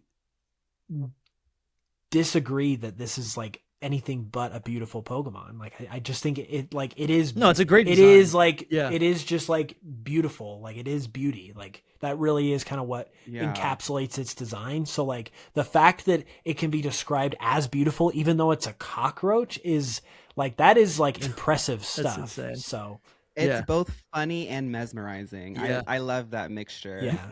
So the only color is in her eyes. Let's see this. Which She's are like iridescent. They look like stained glass. Yeah, like, bro, that's insane. That's good stuff. Ultra Beasts are wild, man. And then Buzzwole. Again, I don't think Yes, it's got arms, but that's it. But I guess it has the boobs. Pecs. Yeah. It does have the They're boobs. like pecs, but for me, Buzzwole is the opposite. I don't like Buzzwole is too over the top and just like. I almost want to say like it kind of almost doesn't even feel like a Pokemon because it's just like so over the top. Yeah. Like it almost looks like this is what you would find. Like this is like a Power Ranger villain. Yeah. Like that's kind of what it looks like to 100%. me. It's just like a bit too much. The Ultra Beasts have like that absurdist effect to them, but like the likes of Pheromosa, I think pull it off. Buzzwole is funny, but then the joke gets tired. Like yeah. No, I think Buzzwole should be lower than Pheromosa. I agree. You know what? I don't think that we should totally like dock him all the way down to F. No. I actually do love the fact that it's like, because it's a mosquito, its body is filled with blood or seemingly blood. Like that's kind of, and it makes him. And mosquitoes are known to be like so fragile, and he's like this domineering thing. Yeah, but you can like see through him. It's kind of insane, which is also maybe like a metaphor for. Yeah. That's sick, bro. I love this so much. Oh man, these Pokemon are crazy. Listen, I know we got to keep going, but like I'm like just appreciating every single one of these Pokemon. Pheromosa, what do we say? A tier? I'm fine with A. Nice. And then Buzzwole, what? C, B? I would say C for Buzzwole, I think. C. Yeah, I'll put it in C. That sounds good. And then we got Hatterene, Grimmsnarl. I like these Pokemon quite a bit. I think they're actually super underrated. So I have a story with Hatterene. I caught a Hattrem while I was playing Pokemon Shield for the first time because I thought or I should say Hatenna. I caught Hatenna because I thought Hatenna was unique and looked interesting, and then it evolved into Hattrem, and I really liked Hattrem. I was like, this looks cool, this looks fun. And then it evolved into Hatterene, and I was like, I hate this. Like, I didn't like how the humanoid factor was a thing, but I didn't like how it was kind of like limbless because it was just covered in hair, and it was just like, I did not like the form factor, like the silhouette. It was really like off-putting to me. So I boxed it, and like for the longest time I was like, this is like a D tier Pokemon. I do not like it, like blah blah blah. But then like literally within the last couple months, I realized that this Pokemon is actually supposed to be based on Rapunzel, because it's covered in hair, it's got really long hair, and then its face is like this little creature that's like inside of this alien Pokemon, like it's inside of this tower because its body is like shaped like a tower. Yeah. So its whole body is made up of hair. Yeah. And so like once that clocked to me, I was like, holy cow, that's actually really cool. So that bumped it up a couple notches for me when I originally did not like it at all. So I love it. I love it because it's not like my issue with every other like femme psychic type is that it has legs and it's a human. It's like, you know what I'm saying? Like it's just I can't break it. But I look at this thing and it's a little green alien, which I think is really cool. Yeah. I think Hatterene in the girly pop conversation, the whole line is in the untouchable mother category. But if we're talking about like her design elements in the humanoid category, she is one of the most unique Pokemon, and that's a lot because I don't like to like just give praise and flowers to new Pokemon because there is a novelty to it, and sometimes Pokemon get boring over time. Yeah, like Buzzwole. But Hatterene, like even down to the color scheme, I remember like seeing her in game when she first debuted, and I was like, even Pokemon's even playing with different color palettes now. Like this is a full pastel, like my room here. This is a full pastel blue and pink palette. Right. I was gonna say, and you don't necessarily see that in previous generations. So I feel like not only is she adding a new chapter to the femme Pokemon line in a really sophisticated way, but she's also like, there's just so many little elements to her that really feel like a new chapter, and it doesn't feel like bad. Like it doesn't have that like Incineroar effect where it's very new, but it's like you can't accept it. I think Hatterene is like, honestly, I think she's still S tier for me. Honestly, yeah, I'm feeling it. I think the whole line has merit, and I do understand what you're saying, Hoops, because like while Hatina, like it's like my wife likes Hatina, that when she played Sword and Shield, she got it. I like it, but like Hattrem, I do think is like the better design. It's like this like little thing, and then the hat's too big, but it like walks with the hat. Like it's cool, but like Hatterene is just perfect. I think it's so special for all the reasons. And it's not a human because it is a little green alien. If you guys didn't see it, I'll pull it up on screen again, but there's a screenshot here. It like floats inside of it. Yeah. Yeah. It literally is, it's this little green, you know what? I say it doesn't have legs, but it does have legs, but again, it's like a little green alien. Which I appreciate. And I like that it uses the hair to like make up its body. And to add even more praise to it, I think that it's kind of cool that in the 3D era, you don't really get to see all of the designs until you like actually like zoom in on the character and look underneath some of like the layers. Yeah. In a 2D space, you have to just get everything from face value. But for Hatterene, like they actually modeled her in ways that you won't even see. That's true. That's a really good point. Yeah. So I would put it in S tier. That's how I'm feeling. Yeah. I don't know where Hoops is at with this, but I love it so much. Wait, is Lucario really an S tier? Is that what we agreed on? Yeah. Oh yeah. Okay. It's not quite S tier for me, but if you guys are both S tier, then that's. I'm not S tier. You just said you were S tier for Hatterene. All right, let's what put about it in A Hoops? No, wait. Who word. are we talking about? Are we talking about Lucario? Lucario. I am S. I'm talking about Hatterene. Yeah, I was talking about Hatterene too. So Lucario is S tier. Yes. Okay. All right. We agreed on that. All right. Hatterene A. I love it. It's gonna be S for me.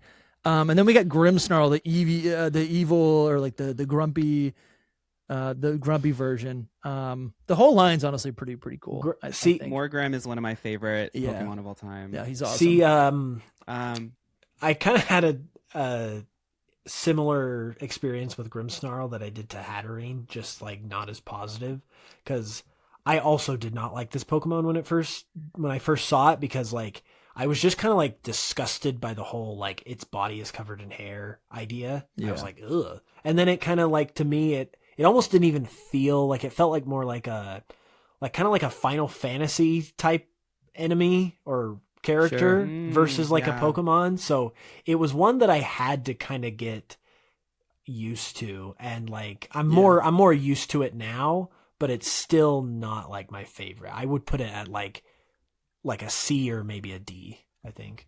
Yeah, I think I put it in B. I don't really have like an affinity for it, but I am obsessed with the saturation of the colors. I think all Pokemon should have saturation like this. And I really like the concept of it, like using the hair the way like plant Pokemon will use like vines. I think that's really, really unique. Yeah, I Grimmsnarl is one of my favorite Pokemon lines of all time. The Dark Fairy type, I think they executed it so perfectly. Sure, yeah. It looks like a British like folklore, folktale monster. Yeah. The saturation adds to that. And I also really just like that it's supposed to contrast with Hatterene, which is highly feminine, and Grimmsnarl is supposed to be more highly masculine.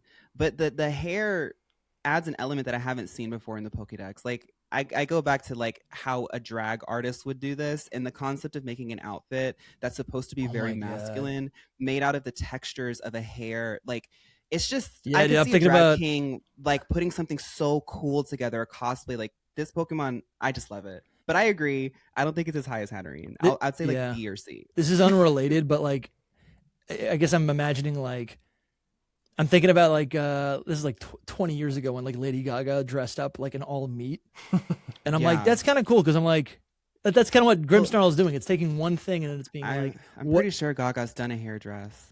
Yeah, that's insane. That's insane.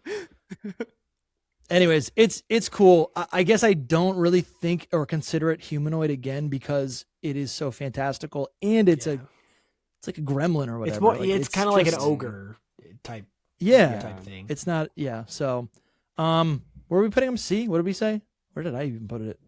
He's up in S, but I think C is fine. Yeah, I'd be okay with that. All right. Let's do this. Starter Pokemon. Give me the arguments. Okay. Should he? What do we think about these starter Pokemon? Because they've all been deemed humanoid, and there's a lot of hatred online. I think Delphox. The thing is each of them are taking a trope and design trope that is humanoid. Delphox is supposed to look like a wizard, or witch. Delphox is a legend and icon. I feel like we can't. She has to be at least C. Yeah, she has to be at least C. I prefer her second evolution more, but she has to be at least C. Yeah, I think Delphox has always been. I think I've always wanted to like Delphox. I think the concept of it being like like a magician, awesome. But I just have never liked the implementation in game, and I always thought it like was a little bit like it didn't go the full mile. And it's funny that the Mega giving it flight, giving it like this mobility. I think the dress is also like way cooler. But it also like extends the beard, like to make it a wizard is just awesome. I think the Mega just again saved the design, and I'm disappointed that it doesn't have that in base form, but. C tier.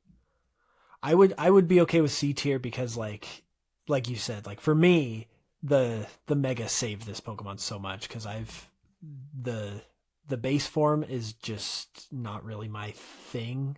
And I like, for the longest time I've talked about how this Pokemon just isn't really it, but it's crazy how just like adding some little touches here and there with the Mega completely turned it around for me. Like it went from like low tier to like high tier. So I do remember freaking out on the podcast 3 years ago, because I was like, I don't know why, but it misses the mark. It's like unfulfilled potential of the concept, and seeing it in 3D, I think this is kind of part of it. Like it just feels like it just has like such an awkward shape. I mean, right? Do you agree with that, Fawn? Like, I'm like, it doesn't. It's awkward. I see that they're trying to get like this sort of cloak of a wizard or a witch, but the way that she stands, her animations, every single element about how it's executed and what you see in the visual gives awkward. And I think it's even more so highlighted because it's a starter. Yeah. So I have to agree. The Mega Evolution, I think it's one of those things where it's like, God, I wish that was the actual third evolution. Yeah. No, 100%. All right. Well, that's good. I think back to those like old tier lists when I'm like ripping on some of these Pokemon. And listen, I've evolved. I'm a different person now. This is crazy to me. Greninja is not. I don't think it's humanoid at all. I really don't. Y'all can talk about Greninja. I hate Greninja. Whoa. I hate Greninja. No. I do not like Greninja at all. Hey. I think it's so overrated. I think it's the tongue scarf is so cursed. I want to. No one wants to. I do like the Satoshi. I'm talking to you. I want to hear from Fawn on this because like. I also think that Greninja is a little overrated, but I've never heard someone say they hate Greninja before. I think this is a first, so I want to hear what you say. I'm annoyed by Greninja. I'm very dramatic, but I do hold a lot of disdain for Greninja in the Pokedex. I think that the payola of it all is so egregious. Greninja is like one of the only Pokemon to get like a special Ash form. I get that people really like it. This ninja thing is. I can see why people like that. And I do know that a lot of people did not like its Mega. I actually liked its Mega. Dude, same. The Mega is so cool. But there's like compounding things on it. The egregious nature in which they really tried to shove this Pokemon down our throats when it's not everybody's taste, that's fine. But I also liked Froakie and Frogadier so much. And I think going into Greninja removed some elements that I really liked. I thought Froakie was so cute. And then like there were like fur elements in Frogadier. And then we just go full Naruto ninja. And I don't want to say that you can't like a ninja aesthetic. It's just it went so many different directions that I didn't ask for. And every time Greninja's brought up, because it's a starter, because it's so payola, it has so much weight to it. Yeah. And I'm like, I don't want to engage with her. Like, she's not for me. I think it gets a lot of love because of the anime, which admittedly I've never watched the like X and Y anime arc. So like I just don't care about Greninja in that way. And I think that did a lot for Greninja in general. And I guess I also want to walk back some things that I just said. I don't actually dislike Greninja because I did use it in ZA, which I forgot about. And it was so much fun to use it in ZA because I was able to like attack from a distance because of the battle system. And then I could get up close because of like quick attack. And like, it was really fun to use it in ZA specifically because of because of its specific moves. And yeah, so I did have a lot of fun with it, but I am horribly annoyed by like just how much people love it. And I think, and again, anyone can love it, but I'm like, I think it's just because of the anime. And I'm like, in the games, which is what I care about, I don't think it's really doing much else. And the tongue scarf no one wants to admit that. The tongue scarf is weird. I mean, it's clever and it's cute, but it's like also like so weird and cursed, I think. You know what? Maybe I just don't like Ash Greninja. Because honestly, Greninja is just like a frog. That's the thing. Greninja is just a frog, but like Ash Greninja, I actually don't. That's what should be on this list. Ash Greninja, as a humanoid Pokemon, it literally is pretending to be, it's cosplaying as a human. That's bad. Yeah.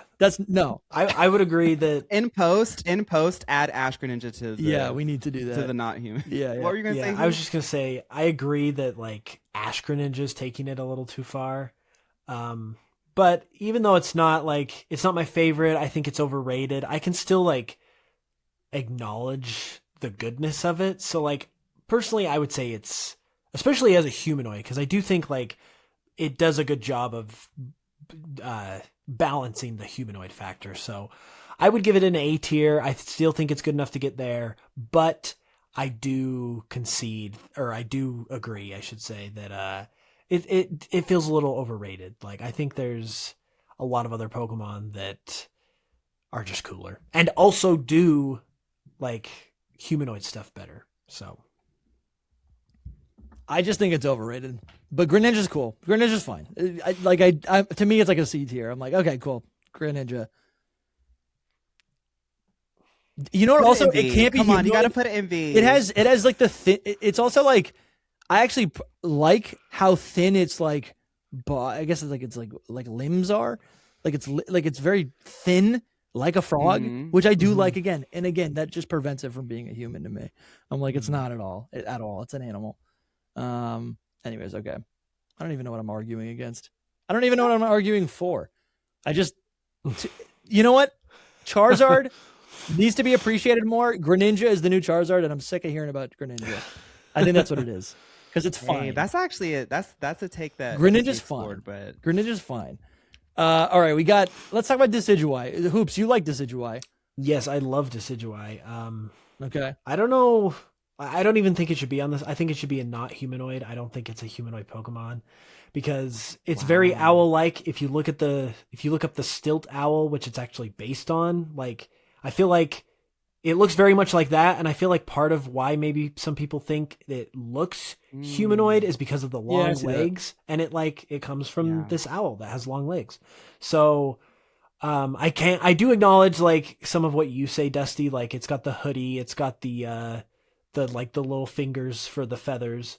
But to me, when it comes to those kinds of traits, it's all about like, how well do you like mix them into this like animalistic creature to help it like feel like an animal and not like a person. And to me, I think it pulls those things off well, because like, if you look at the fingers, for instance, those are just like feathers. Like it might have like, they might be dexterous, but they're just feathers. And then you've got the hoodie. The hoodie's kind of just like leaf-it, like plant like material that it's kind of just like draped over its body because it's a grass type. So like, for me, those things all kind of incorporate very naturally. And like, I don't know, it just has an appeal to me that I just think it's really, really cool. It's also cool that it's a ghost type. I think that's fun. And it's funny. Dude, I actually forget about that quite a bit. That actually is pretty sweet. Yeah, it is. And it's funny because like I felt similar to you back when, I don't know if you guys remember, but when Sun and Moon was coming out, this concept art leaked like for all the final evolutions of the starters. And so that's how we saw them for the first time. And so like I was looking at this as like, it could be real, it might not be real, like it was kind of in the air. And I was like, I don't think this is real because this doesn't look good. And I didn't like it when it was leaked for whatever reason. I don't know why that was. But then, I don't know, over time, it just totally won me over. And now it's like one of my favorite starters. So I would argue. I think there's nothing like technically wrong about this design. I think part of it is that it's also just not my like preferred genre of design. I think there's too many things going on. So like, it just turns me off. I'm like, this feels like the persona, the character, it feels like a character rather than a monster. And I think that really throws me off. But there's nothing like technically wrong about this design. It's actually pretty like creative and kind of incredible how they were able to weave so many things together. I'd go as far as to say that Decidueye, like looking at this concept art, having been obsessed with Primarina my whole life, and then also like Incineroar's concept art we saw earlier, this is a really well designed Pokemon. Yeah. And really the Husuian form, as much as I agree, I don't like this aesthetic for me personally, but the Husuian form even still kind of feels like a Ronin. You know, like, did you guys ever play Ghost of Tsushima where there was like the outcast samurai? It kind of feels like the Robin Hood of the Husuian region. I don't like how it looks, but I can't say that it looks bad. It looks really well made. I like the Husuian form pretty much because it feels more like an animal, and that's which is insane. Well, they just toned down. They toned down how complicated the design is. Like I don't know. Like to me, this one is. I just don't like when things are too overcomplicated. To me, like, this one feels unnatural. This one is more humanoid to me because it's got the hat first of all, which I think is more. You have a hat. I think because I'm a human. I think that no. Yeah, you're right. You do have a hat. I meant like your Decidueye. Right. Well, I think the I think the samurai hat is worse than the hoodie, and then also it's doing like the muscle pose too, which is like very distinctly like a man. So I don't dislike it. Don't get me wrong. I just think it is more human-like than regular Decidueye, so it's wild that you're like the opposite. Oops, where would you put normal Decidueye? I think Husuian should get one rank lower. Oof, I don't know. I don't like. I genuinely believe Decidueye is not humanoid. If I were to put it somewhere in here, though, I would honestly like just from a pure like design perspective, I would have to say S just because I like it that much. But like Wow. I don't. Whoa, put it in. All That's right. engagement. I don't think it's a humanoid Pokemon though. That's just my vibe. No, I can't have Husuian an A. It's got to be. I was hoping that you would say B because I want that in C. I'm not saying the Husuian form is like a great design. I just think I prefer it better. I do think it. Like, I like hearing you talk about like the Ronin inspiration because I'm like, yeah, I guess it would be kind of cool if it had maybe one more thing. Like, it had instead of kicking, it had like, I don't know, like base Decidueye has like the bow and arrow. So like, what would the weapon class be of the Husuian form? Would it be a sword? You know, like a katana? But how do you do that for a bird? I don't know. I'm fine with this. I really don't think. Yeah. I guess. Yeah. Okay. Let's move on. Incineroar again. It's time heals everything. I think I'm kind of over hating it. Incineroar is the kernel of this conversation. I know. It really I feel like is. he should just be smack dab in the center. Yeah. C tier. This whole conversation orbits around Incineroar. It's crazy. I mean, the Gen 3 starters really are like very well. Yeah. Incineroar. I feel like we've talked about it a ton we already, did. so we don't really need to go over it more. Yeah. To me, though, it's like I feel like part of me doesn't dislike it as much as I did originally. So what you're saying is right, that time heals everything. But to me, it's still just a buff Litten. Like it's still just Litten's head on a man's body. So it really is the good. proportions, man. Like I think if it had longer legs or the legs were as long or shaped like an actual like a tiger's legs or something, this thing would get a pass. But because its legs get shorter and it actually just like it actually just has the anatomy of a person. The more I look at it, and I love that in insane. the concept art they make sure to make notes that Incineroar does have the capability to slam a table into Pikachu's face and also heat up your water for tea. Yes. Oh my god, dude. I think, dude, you're right. I do think though this concept art, like some of the images are pretty cool. Like the bottom left one is pretty cool, but it's not doing it any favors either because I think the idea of heating up your tea on Incineroar's crotch is just cursed. Well, it's cursed. I did notice that too. Yeah. Like, it's a belt. Well, it is a belt, but it's still that. Popplio is in the front row. Yeah, it is. Legs wide open. Yeah, oh, that's so true. We're okay. I'm gonna put Incineroar. We already put it in C tier. Is that where we're putting it? I think C is fine. Yeah. Where are you at, Dusty? Dude. Yeah, I don't even know. I'm losing steam. I think if you're C tier works. If you're C, then that's fine because I probably put it in D. So yeah, that way. Maybe. All right.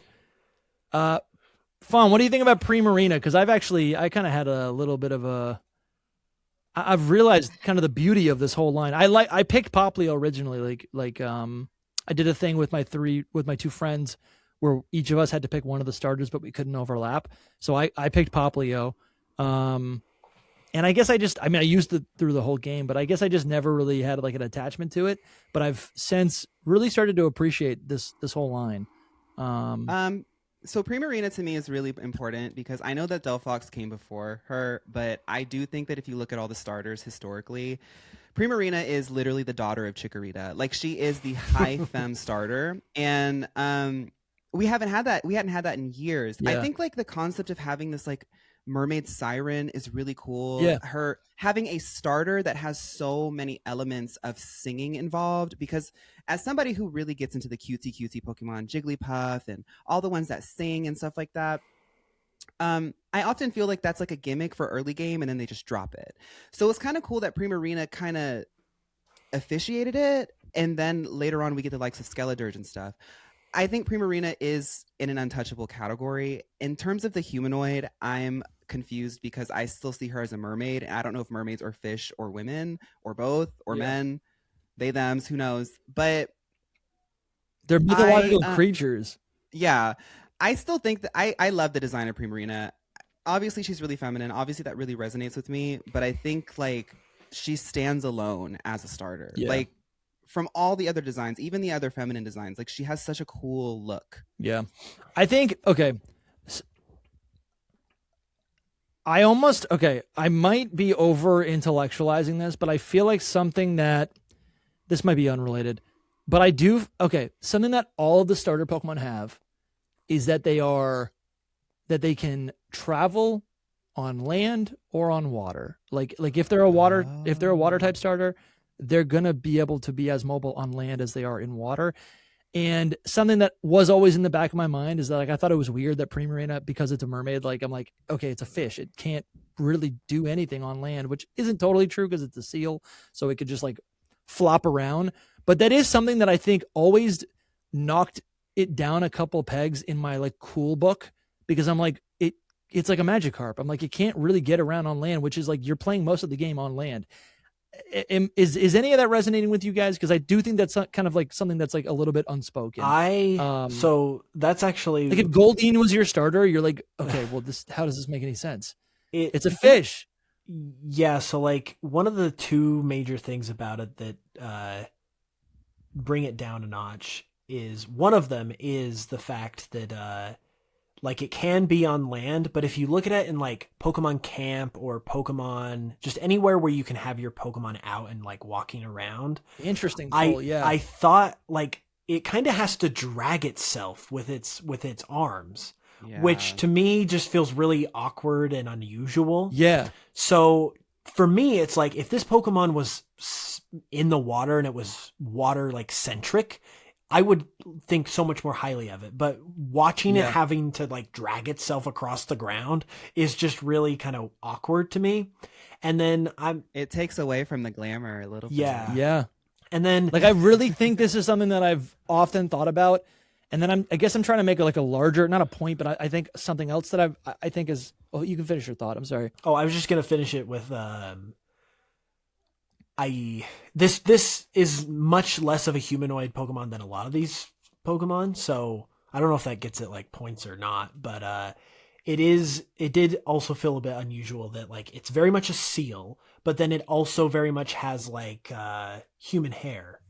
Like it's almost got like especially in the shiny, it's got like this like Hannah Montana blonde hair type feel to it. And I gotta be honest, like Fawn, I'm glad like if people can appreciate that, that's great, but it's very jarring to see a blonde wig on a Pokemon. It's so interesting. You know what I also hate? People love that. I hate Alolan Dugtrio. I think it's so stupid because it feels like a joke. I'm like, it feels like you're making fun of me as a fan. I'm like, what do you mean you put a wig on a Dugtrio? That's like, what? That's to me that's girly pop joy. Sometimes you just have to put a ratty blonde wig on and just pump, like just go. Like it's just crazy to me, man. It's crazy. I see this and I'm like, I will say I do like the blonde element of her shiny, but I don't like her shiny otherwise. Okay. I thought that it was underwhelming. But I do think Primarina is an icon. I'll say this, based off of what y'all are saying, I don't think that she should be an untouchable.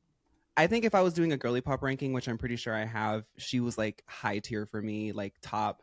But I do agree, like as a starter, she holds a lot more weight and expectations, and there are some things that feel like almost plot holes in her development. Yeah. Like how does she maneuver? If she is my starter and my partner Pokemon, you know, like I'm just gonna be keeping her in the Pokeball the whole time. And those things are really valid when you're building a team, because that's part of the I'm gonna say it again, trainer fantasy. Yeah.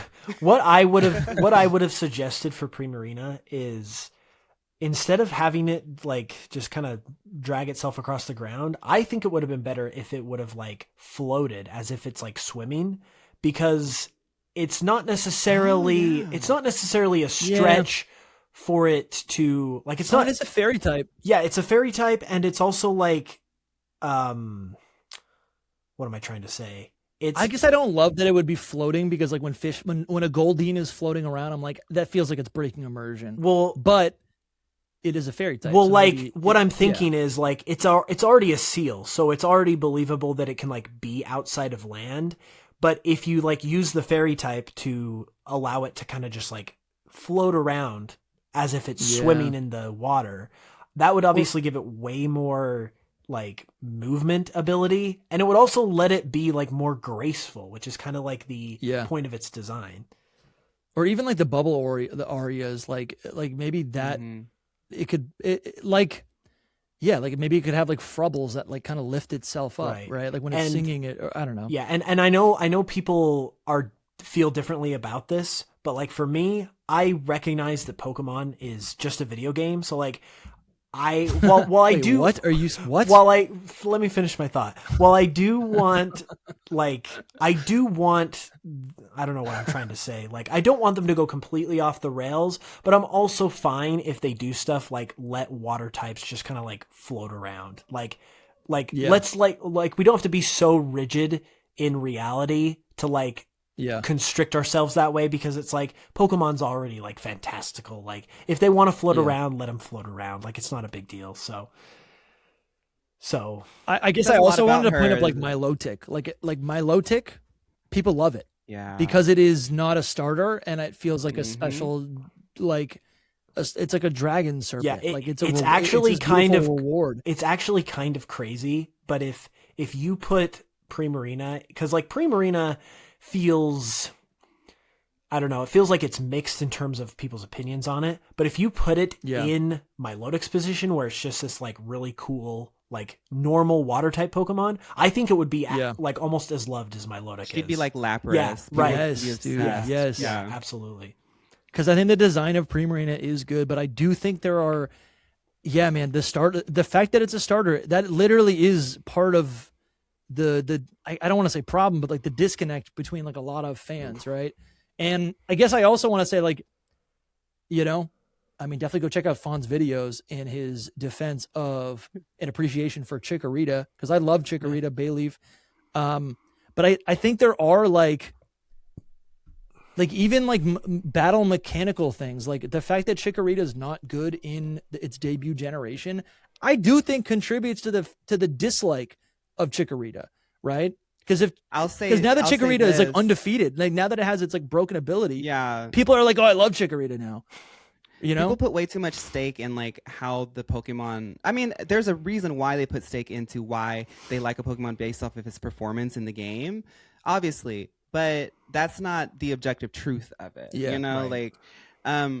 I'll say this: like I recently did a playthrough with Primarina with my community, and I found her to be like really underwhelming in battle until you get to actually have Sparkling Aria. That being said, I still think that she's a really fun design, a really iconic Pokemon, and I don't want them to drop the ball on her. Like I like to have her in the starter pantheon. Like she's really important to be there, and she adds a lot more vibrancy. 100%. Like I said, 100%. I feel like if she didn't exist, we wouldn't have gotten Skeledurge the way that we got it. Yeah, no, 100%. Skeledurge is a singing jazz crocodile. Yeah, bro, no, you're right, dude. Honestly, and then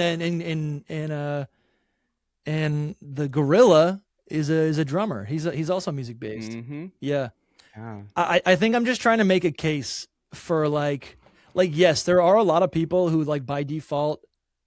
A lot of people in this community who like by default just are turned off by like any sort of like feminine design that is like a real phenomenon, and that does happen. But I guess I'm just trying to make a case for the fact that like some of these things are kind of like they just kind of all build up with multiple different factors to kind of lead to a situation where like a starter is like disliked. Because I think another reason why like Primarina is like became at some point a target for like dislike is that like if you don't like Primarina, or I guess it's like if you don't like that genre, if you don't like a girly pop design, that's a third of the starters of that generation that you can't appreciate. It's like a whole nother playthrough that maybe you can't like enjoy or something, right? It ends up being it like, I think what I'm trying to say is like it impacts the game a lot more. And I'm not saying I get what you're saying. I'm often in these conversations where it's like I get totally that a third of your options as a player have been removed because you don't like it. But as somebody who literally is on the other side of this, I'm normally used to having 2/3. Bro, 100%. I'm not. And I'm not saying I'm not advocating for that. Yeah. Yeah. No, I know. I'm just saying like there's nuance to it. They're making these starters for different people. Yeah. Like each of them are supposed to serve something different. Yeah. And I think I'm just I go full like fence sitter, and I'm like, what if they're all just animals? Like, let's just make everything an animal and make the cool, crazy designs optional, you know? Anyways, 10 years have gone by and I like Primarina now. I think it's pretty. It's nice. She's pretty. Wait, so where are we putting this? I think she should be A. I think she's better than Husuian and Decidueye. Okay, that's fair. That sounds good. That sounds good. Where do you fall with Cinderace? Listen, I'm glad I feel like that was the bulk of the conversation. That felt good because we got a couple more here. We got Cinderace, Inteleon, Meowscarada, and Quackleval. Where are we putting Cinderace? I think Cinderace is a Temu version of Blaziken. Yes. Wow, that's a bar. Yes. That's harsh, but I think it's funny. I like the first two evolutions. I think Cinderace loses all the steam and fire, pun intended, by the third evolution. Yeah, I agree. I would say like D. I say it with your chest. I agree with that. Yeah. D to F. D to F for me. Yeah, D to F for me. I think it's unremarkable. Like, it should be a normal type. It's unremarkable, and like I'm like, well, okay. I'm thinking about like, well, what is it? What is it? If its whole thing is speed, then I don't know. Like, it needs something to reflect speed. It looks like it has a giant parachute. Its whole face is a parachute, which would slow it down. You know? I just feel like its concept is rabbit soccer player, and you could even like broaden that to like soccer athlete. And I just feel like there are a million different ways that you could like better do that than what we got, because it's kind of just like, I've always said it's like the most basic interpretation of that idea, because it literally is just wearing shorts and has the soccer cleats. And it's just like, so just like they took a rabbit and they put that on it and they call it a Pokemon. And it's like, no, but also especially no, because it's like, this is a final evolution of a starter. Like, you got to give it a little more thought and like, there's nothing cool about it. I feel like there's nothing like special, or there's nothing that like makes it go like, I don't know, like what are you pointing to make it to indicate that it's cool? I think what's cool is that it has a special move where it turns a pebble into like a fireball. That's cool, but that's not reflected in the design at all. I love the first two. The paradox is that I love the mid stage. And it has clothing. The second stage, Raboot, is like one of my favorite second stages. So good to me. So I really like Scorbunny a lot, and Raboot, it's funny because Raboot does a lot of the same things that Cinderace does. Like, it's an athlete, it's wearing clothes, that whole bit. But to me, it just has like a unique look. Like, I just feel like it looks unique, and to me that just like comes off better. Versus Cinderace, it's like, it's not unique. It's plain, it's vanilla. It's just like, it's like the most it's like a stale, I don't know why this came to mind. It's like a stale saltine cracker in terms of like that whole concept. It's just not enjoyable. Yeah. Especially by Generation 8. We have so many examples of like really good designs. It just falls into the wayside. Yeah. And they purposefully gave all three of these Gen 8 starters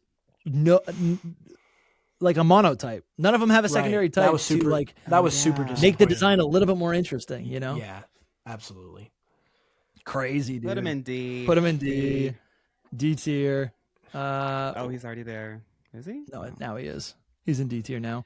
And so I kind of feel very similarly to like Inteleon. Inteleon at least has like Inteleon does have like a concept, and it does have a unique silhouette, but I'm just not a fan of it. What do you think about Inteleon? I think Inteleon, like literally, I talk about Inteleon all the time because you have to look at it shiny. I want you to pull up its shiny. Here we go.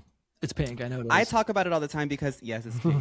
I love its shiny a lot. I ran it because I thought Sabo was really cool, but literally the way that I see it and how people have received it is that Inteleon is like just too nerdy. He's like a nerd. Like, he's just like too weird, awkward, and nerdy. Like, he's this... Have y'all seen Ed, Edd, and Eddy? Yeah. He's like the nerdy one, and people, I think, just don't get a cool factor from him. Interesting. I think the shiny is fun to play with, but this is just the Gen 8 starter. By the time I got to the final evolution, I was like, I don't want to play like a sniper thing. It just didn't translate for me. I just think, I mean, like a gun is, I mean, that could be cool, like water gun, right? Like that's like seems easy, but I'm like, yeah, it feels, I don't know, not enough going on. For me, I don't know, man. For me, it's like I feel like it does a better job of being like interesting, like and like original, compared to Cinderace. But to me, I think it falls harder with the literally the humanoid factor, because it's like, not only is it very humanoid because it's got 5 fingers, it's got 5 toes, like the whole deal, but then it's like really skinny and like almost like sickly skinny, which adds kind of like a creepy factor to that whole mix. And I'm like, I just don't like, and that should help it not feel like a humanoid, but yeah, right. And then in its, because it really isn't humanoid.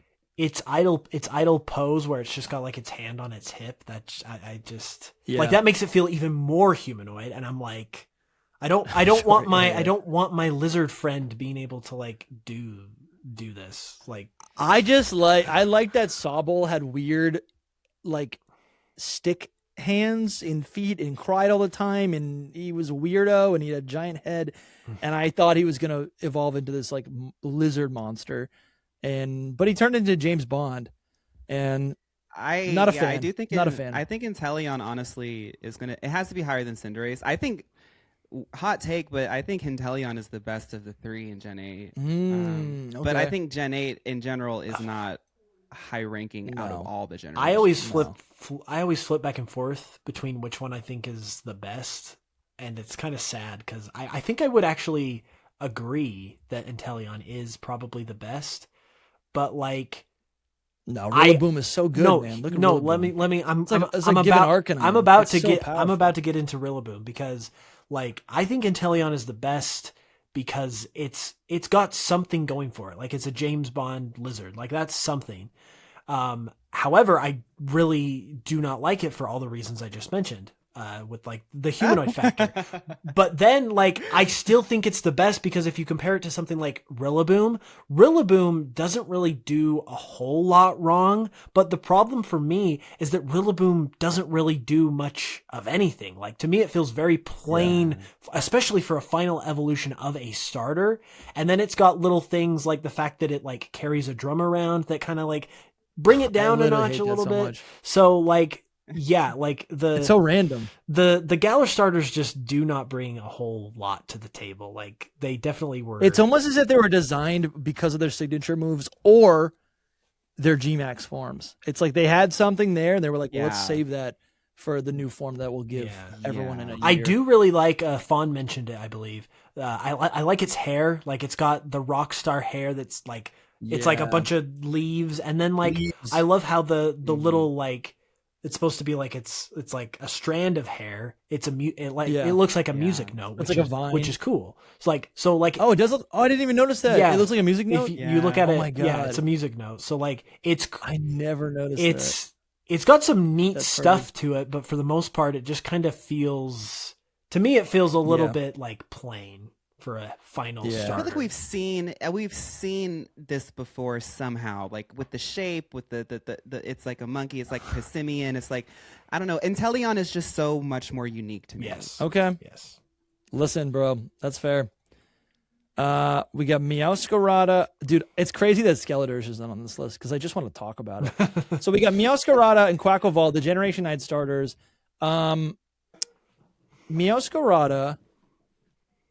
I guess it is anthropomorphic, but it doesn't read like honestly, neither of these read like humans, but I do think I think, I don't know. What do you guys think? I mean, I would say they're definitely humans because they are like the Jobmon. Like, Meowscarada is a magician, they are, and Quaquaval is a dancer. So like, they've got that. Yeah, I'd say that I give Meowscarada a pass. I think because I guess I see it. I don't know. It doesn't bother me at all.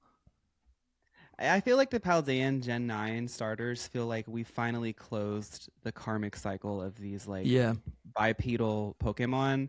I think Meowscarada actually looks really cool. I don't resonate with her, but like it's not because I can point out anything I don't like about her. I would say like the one thing I don't like is that she's humanoid. Like other than that, like she is very like humanoid. Dark type, that's cool. Magician, that's cool. Like I don't even really dislike like the cape or like the I mean the mask is actually kind of cool because it's kind of like doubling as like it's a lynx, so it's like the mane of a lynx kind of. So like there are a lot of things that are solid, but I think it goes too, again, I've always described the humanoid thing as like a fine line, and it kind of just like goes too far off of that line for me. I really do like Meowscarada. I don't run her a lot. I don't have a shiny of her, but I don't know. I didn't really care much for her, but it's not because I don't like her. Like I said, it's like I feel like the Gen 9, each of the starters did a really good job of like executing for what they were going for. Yeah. I think this is a strong one. I think Meowscarada is actually a really strong Pokemon. I think it's pretty good. It honestly, like I said, it doesn't really bother me that much. It's got the job, but maybe like C. Yeah, C's fine. Isn't that where we put like Incineroar? I think it's better than Incineroar, but it does have the same legs as Incineroar. Put it in B. Yeah, let's put it in B. Quaquaval is the diva for B. D? No, the diva. The diva. Okay, tell me about it. I think like Quaquaval is just like I said, it feels like we're closing the chapter on these journeys we've been having with Pokemon before Gen 9. Yeah. This Pokemon is coded to look very androgynous, which I think is very new for a starter, because these are like the Pokemon that they're using to sell products, right? I liked it. In all honesty, it's not my favorite starter, but it is so unique. The fact that it like looks like a carnival dancer, and they went all the way with its animations and all of the effects that it has. It is such a cool Pokemon to me. I think that this is like A or B. I wouldn't say that it's untouchable because it's a Gen 9 Pokemon, but like I think the biggest like I think most of us are in agreement that like there's a lot of effort that's put into this design, but I think the thing that still kind of like prevents me from loving this, it's the duck butt. Like it's got the duck of a butt, but still the legs, just like normal length legs, you know? And I think he does have a funny shape. The duck butt is crazy because it's like pelvis or whatever starts at like in front of its body, but then its butt goes, I don't know, like it's something weird about it. Scoliosis king. Yeah, honestly, yeah. Because when you compare this to like Blaziken, it's like they made it like they like streamlined the body, and I think it's just like easier to like look at and appreciate. But this is it just prevents it because I almost want this to be a little elegant, you know, especially with all those like animations and the different design elements that they added to it. Those toes slapping on the ground. Yeah. It's so honestly, the toes don't even bother me that much. I know people talk about the toes, but I don't mind the toes that much. It's just it's literally just like the toe. Like I'm like I can't understand how this thing is. That's so interesting. Like I feel like each of us have our own little bubbles that we create from. So we have our communities that really agree with us, and I love hearing the different perspectives because I really just talk to my own community, and like hearing what other people are saying is really cool. Hoops, I got to know what you think about this one. So, because you really do get into design. Yeah. So again, Quaquaval is very humanoid to me, and that's kind of like I feel like that's kind of where it falls off because you mentioned Blaziken, and I think Blaziken is like a great comparison because they do a lot of the same things. Like for instance, they're both fighting type. They're both. They're both. I used it. They're both fighting types, and then another thing that really sticks out to me is they're both wearing pants. Like Blaziken has bell bottoms, and they both have the bell bottoms. He's got kind of like the fringe thing. But the difference here is that Quaquaval's pants, they look like pants, and so that is a turnoff for me. Whereas Blaziken, like, I can see the shape of the bell bottoms, but it also looks like feathers, and it doesn't, like, it kind of just like blends those two ideas, like bird pants, which is much more unique seamless. combination. It's a little more seamless, and so like I can just see the man in Quaquaval more than I can like Blaziken, for instance. The man in me. And then like I've said it before, but like it kind of feels like, and it's kind of maybe the dancer element contributes to it, but it does kind of have the energy of like a guy in like a mascot costume. Like he's at the game and he's dancing around, like getting people amped up. Like I get that kind of vibe, and it's like I don't really want that kind of vibe in my starter. Okay, so between Meowscarada and Quaquaval, who would be higher for you? I think I would say Meowscarada. Okay, then we got to put Quaquaval below. Yeah. But sorry, Queen, but you got to go low. Yeah. All right, man. And that's our list. I guess, like, how we feeling? Like, I guess I'm trying to think of, like, what is the conclusion that we're coming to then? Like, that's. Yeah. Well, first of all, I'll say, do we get like a pick that we get to like move one up? Are we doing that? Yeah, we could do that. Yeah, let's do that. Okay. We've done that in the past. I think I'm thinking about mine right now. It might have to be Conkeldurr. I don't think he's a human. I think he's a big ogre. You know? Yeah, I mean, I would say, I don't know. I feel like for the most part, this list is like pretty agreeable. Like I don't really disagree with most of what is here. Fun. Is there one that you would move? I'm feeling pretty good about this list. I'm thinking, like, whenever I do tier lists, I always like at the end like to look over, because I like to think, okay, if I put this one here when I was stream of conscious thinking of it, then if I'm going to compare it, I honestly think that Jynx should be moved up to B. I think she's a little bit more iconic and legendary than to be in C. Sure. There's a few others that I might want to move around, but I think if all of them, I would pick Jynx to move up. I think after this conversation, what I've realized is that, like, depending on how you look at something, like, I don't know, like, there's so many Pokemon on this list where in the past I've been like, it looks like it's wearing clothing, it's throwing me off. But I guess, like, if you really break it down, maybe I'm just hyper fixating on some of these things, and it doesn't matter at all, because like, going through it, they are all literally animals. I think the only ones that are egregious are like a lot of the fighting types, you know? Yeah. It's literally like Sawk and Throh, and then like the genies, and that like literally are just muscular men. I feel like 90% of this, it almost kind of makes me feel like the whole conversation is a bit overblown, because I feel like that's what I'm saying. 90% of the problems people have are with like a few select expectations. They're with like a few select expectations. They're with like a few select Pokemon, and expectations does play a factor, because I think it has to do with the starter Pokemon of the past couple generations, because like everyone has such high expectations for the starter evolutions versus the evolution of a middle of the dex Pokemon that it's like, okay, you can become whatever, I don't really care. Like, it's like much less offensive when it's a Pokemon that you're not really like putting your hope into.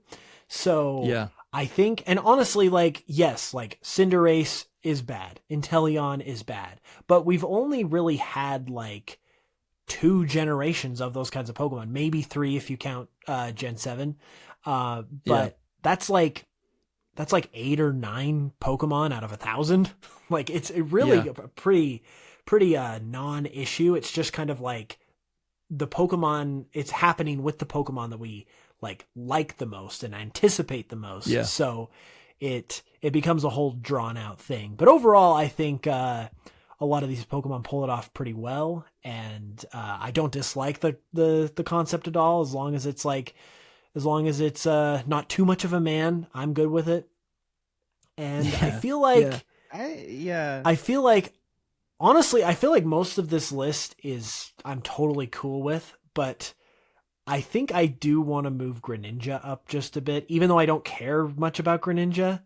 Yeah, because I think it deserves a little more than no, C. I'm with you. And also, I feel like we would hear the wrath of a lot of people if we left it in C. So. Well, that's not a good reason to change our mind. I don't care about Greninja, but I think for this tier list, like I don't think it actually is.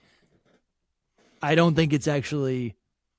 It doesn't have a job. Well, to me, frog. I mean, if you do want to look at it like logically, like again, I think we're all in agreement that we think Greninja is a little overrated and stuff, but like I do think it's better than Incineroar or Delphox. Yeah, those ones. Dude, Incineroar literally has that torso that like every man wishes he had. You know, yeah. Maybe everybody's projecting. Maybe they're jealous. Let's all think about that. That's your homework this week. I think it's cool though, like to have 3 people who all are big fans of Pokemon with different perspectives. Yeah. To collaborate on a list like this with a category that's often hotly contested on the internet, it really does highlight the fact that Pokemon, and I've always felt this way, a lot of Pokemon's criticisms come down to expectations. Yeah. I try to be so spoiler free now as a content creator because I found that honestly makes me enjoy it more, to enjoy the natural sequencing of reveals and stuff like that. It's like finding a shiny Pokemon for the first time. Yeah, tomato, people can do whatever they want to do, say la vie, but I think us having this conversation, coming at it with different like different perspectives and like values. This was fun, dude. Yeah, this was a lot of fun. Yeah. And it's one of the it's one of the most like hot topics of like the community is humanoid Pokemon. So it's a super interesting conversation to have, and like these conversations are so much fun because it's like you go in thinking like humanoid Pokemon bad, I can't wait to hate on all these Pokemon, but then you come out of it and you're like, hey, maybe like Medicham has some cool things to it that I didn't notice before, or maybe some of our favorite Pokemon are humanoid. Like, that's the whole point. Yeah, I guess that's the lesson. Kind of just like when you take the time to talk about them, you notice things and appreciate things that you didn't before. And to me, that's the beauty of Pokemon, is because they're all, even the bad ones, are like multifaceted, and you can always pick out something that you appreciate that maybe you didn't notice before, or maybe you had a change of heart from like the time when you first saw it till now. Like it's always kind of an evolution, and we all have different opinions as well. And I think that's super cool that like a Pokemon I dislike is a Pokemon that Dusty loves, or vice versa. So for sure, it's just fun to have these conversations, and I'm glad that we got to have Fawn on to help us out, because it's always, like you were saying, dude, it's been so much fun to get to know you today. It's for sure. It's fun to get to know you, and it's fun to just bring in a different perspective. So for sure, this is one of my favorite things to talk about with anybody. My small talk, my elevator talk is like, what's your favorite Pokemon? I just want to say that I think it's so beautiful, and it really does feel like community, that our top tier list really does feel like representative of all of us. Yeah, I think so. All of our S tiers, and I love that we can all agree that Smoochum is in the untouchable S tier category. Dude, we didn't even argue. Smoochum, we didn't even talk about it. Honestly, we were just like, it was just like above Mewtwo, above Blaziken. Yeah. Yeah, then Smoochum. How did Smoochum get up there? Honestly, but we don't have time. Fun. Tell people what you got going on. I think you stream, you make videos. Tell people what's going on. I'm on TikTok, I'm on Instagram, I'm on YouTube in 2 different ways. I've got edited videos on Fawn, as you can see on the screen, but I also have an archive of all my VODs from my streams, Fawn VODs.